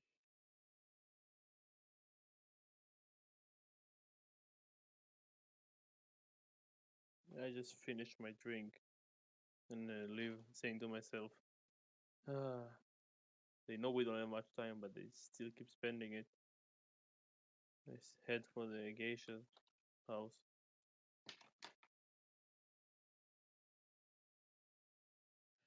Okay, cool. Well, then next time, Jerry will join us here, and yeah, And we'll everybody will, and every fiend will have a really bad time. Yeah, thanks to the game dev. Can I just show you the harbor, please? Because Yeah, sure. this is why all the other shit wasn't that well prepared. Was because I put too much time prepping this. And I know you're not going to be able to see anything, but we'll say that this is where Sakura ends up, probably. Hey man, we got Sakura present. We have, if we can just bring the succubus. Look, that's a nice present. I'm sure you can cut them up for parts or something.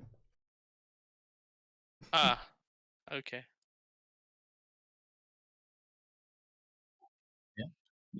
That's also something you could look for in the market, is like weird magic ingredients and things. Never do Oh. that. Never do that, Yes. because you end up with something that is either a testicle or other neither region stuff.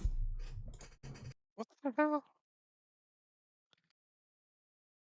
You never been searching for the special stuff? Holy shit. Never do that.